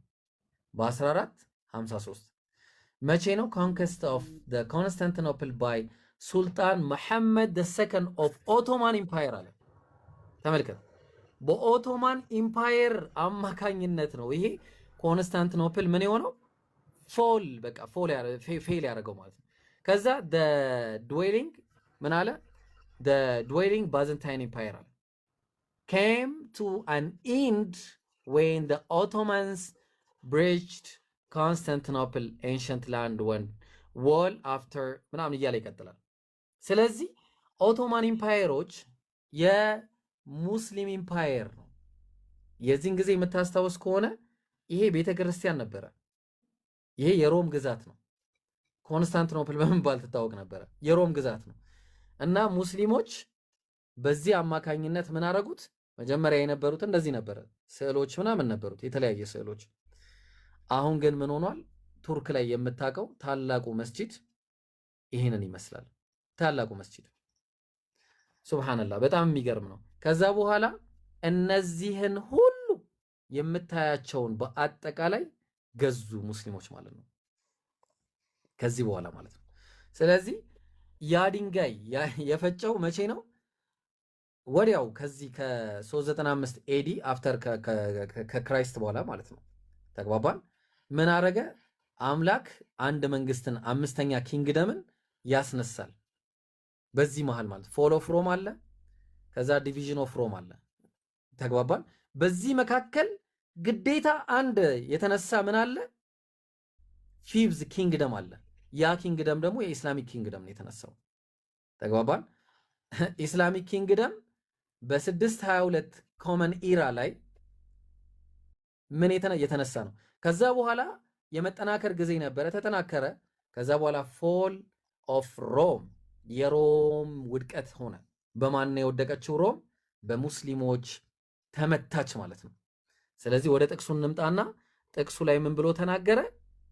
አሁን ጥቅሱ ላይ እንምጣ። ልብ አድርግ። ህልሙ ላይ ሲናገር ምስሉንም የመታ ድንጋይ ታላቅ ተራራ ሆናል፣ ምድርንም ፈጽሞ ሞላ። ልብ አድርግ።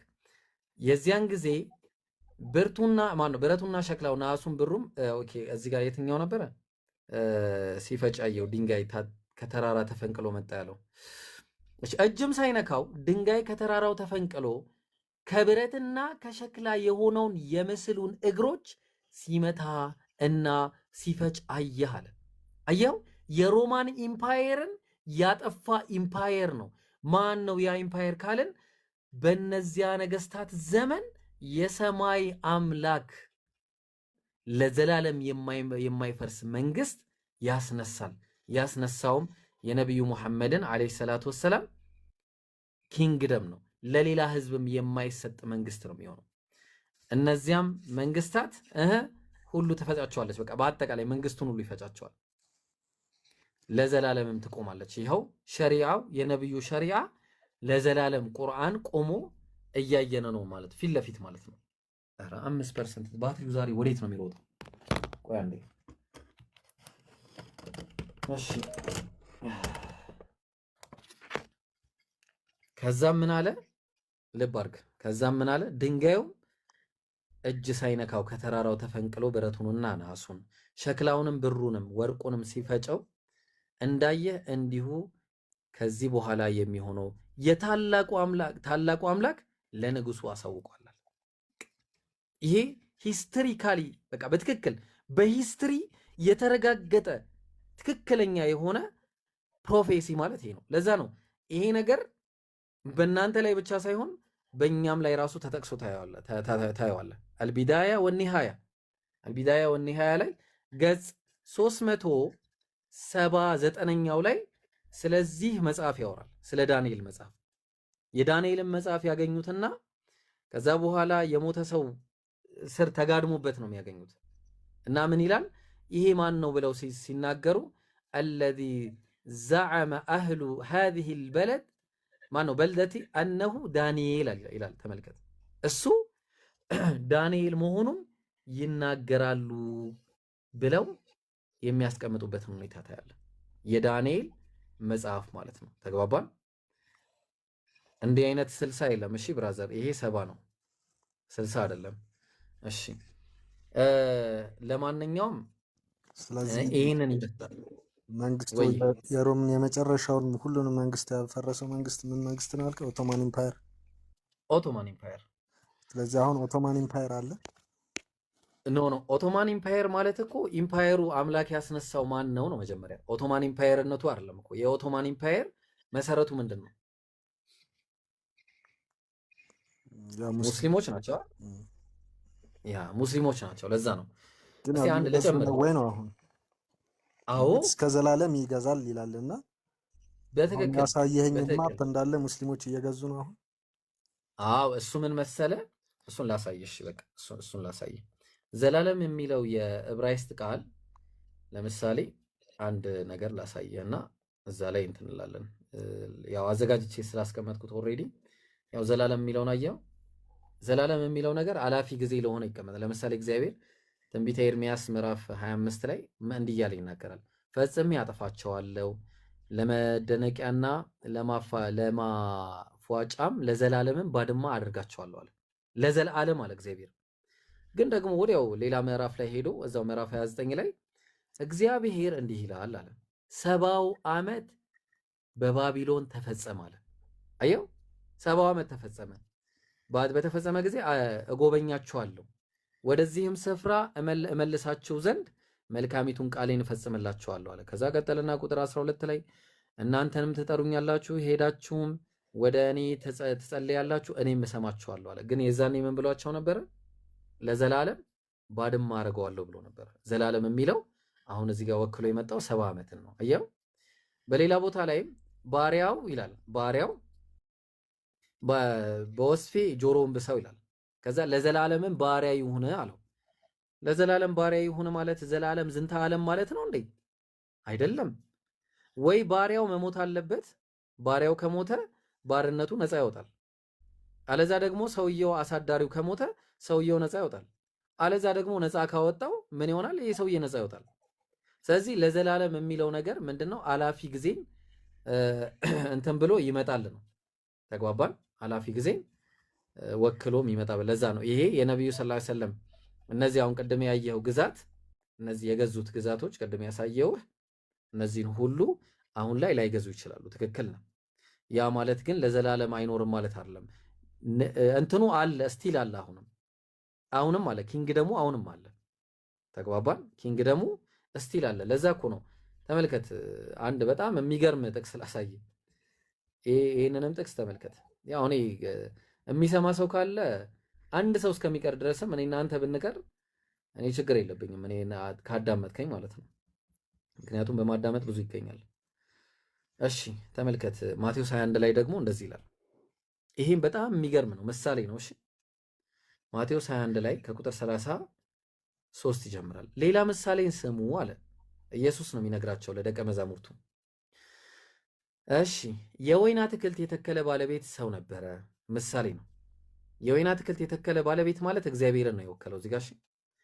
ቅጠልም ቀጠረለት፣ መጥመቂያም ማሰለት፣ ግንብም ሰራና ለገበሬዎች አከራይቶ ወደ ሌላ ሀገር ሄዳለ። ገበሬዎች አይሁዳውያን ናቸው። ለገበሬዎቹ አከራየ። የሚያፈራበትም ጊዜ ሲቀርብ ፍሬውን ሊቀበሉ ባሮቹን ወደ ገበሬዎቹ ላከ። ባሪያዎቹ ማለት ነቢያቶች ናቸው። ወደ አይሁዳውያን ወደ ገበሬዎቹ ተላኩ። ግን ችግሩ ገበሬዎቹ ባሮቹን ይዘው አንዱን ደበደቡት። ይህ የአይሁዳውያን ስራ ነው ታውቃለህ። ነቢያትን አንዱን ይደበድባሉ፣ አንዱንም ገደሉት፣ ሌላውን ይገሉ ነበር፣ ሌላውንም ወገሩት፣ ሌሎቹን ደግሞ ይወግሩ ነበር። ደግሞም ከፊተኞቹ የሚበዙ ሌሎች ባሮችን ላከ ነቢያትን፣ እንዲሁም አደረጉባቸው። በኋላ ግን ልጄንስ ያፍሩበታል ብሎ ልጁን ላከባቸው። ይሄ ደግሞ ክርስቶስ ነው አይደለ? ይሄ ክርስቶስ ነው። ገበሬዎቹ ግን ልጁን ባዩ ጊዜ እርስ በርሳቸው ወራሹ ይህ ነው፣ ኑ እንግደለው፣ ርስቱንም እናገኝ ብለው ተባባሉ አለ። አይሁዳውያን ሊገሉት ምን አሉ? ተተባበሩ። ይዘውም ከወይኑ አትክልት አወጡና ገደሉት አለ። ያው እናንተ መስቀል ላይ ገደሉት እንደምትሉት። እንግዲህ የወይኑ አትክልት ጌታ በሚመጣ ጊዜ በእነዚህ ገበሬዎች ምን ያደርግባቸዋል ብሎ ጠየቃቸው። እንግዲህ ኢየሱስ እነዚህ ሲነግራቸው ምሳሌውን አሁን እስቲ ምን የሚያደርግባቸው ይመስላችኋል አላቸው። በምሳሌ ነው የሚነግራቸው። እነሱም አይሁድ እንትኖቹ ደቀ መዛሙርቱ ክፉዎችን በክፉ ያጠፋል፣ የወይኑ አትክልት ፍሬውን በየጊዜው ለሚያፈራ ለሌሎች ገበሬዎች ይሰጣቸዋል አሉ። ገበሬዎቹ የሚባሉት አይሁዳውያን ናቸው። ልብ አድርግ። ስለዚህ እነሱን ይተውና አምላክ በቃ ፍሬ ለሚያፈራ ሕዝብ ይሰጣል አላቸው። አሃ እንደዛ ነው። ኢየሱስ እንዲህ አለ። ኢየሱስም እንዲህ አላቸው፣ ግንበኞች የናቁት ድንጋይ እርሱ የማዕዘን ራስ ሆነ ይላል። ይህንን እንዳትረሳ። ይህንን ቃል ማዕዘን ድንጋይ የሚለው እና የናቁት የሚለውን እንዳትረሳ። በተለይ የናቁት ግንበኞች የናቁት ድንጋይ የተባለው ድንጋይ የተባለው የማዕዘን ራስ ሆነ የሚለውንም እንዳትረሳ። ይህም ከጌታ ዘንድ ሆነ ለዓይኖቻችንም ድንቅ ነው የሚለውን ከቶ በመጽሐፍ አልሰማችሁምን አላቸው። አላነበባችሁምን አላቸው። የዛን ጊዜ ስለዚህ እላችኋለሁ ሊፈታላቸው ነው፣ የእግዚአብሔር መንግሥት ከእናንተ ትወሰዳለች። ከማ? ከአይሁዳውያን ከገበሬዎቹ ፍሬዋንም ለሚያ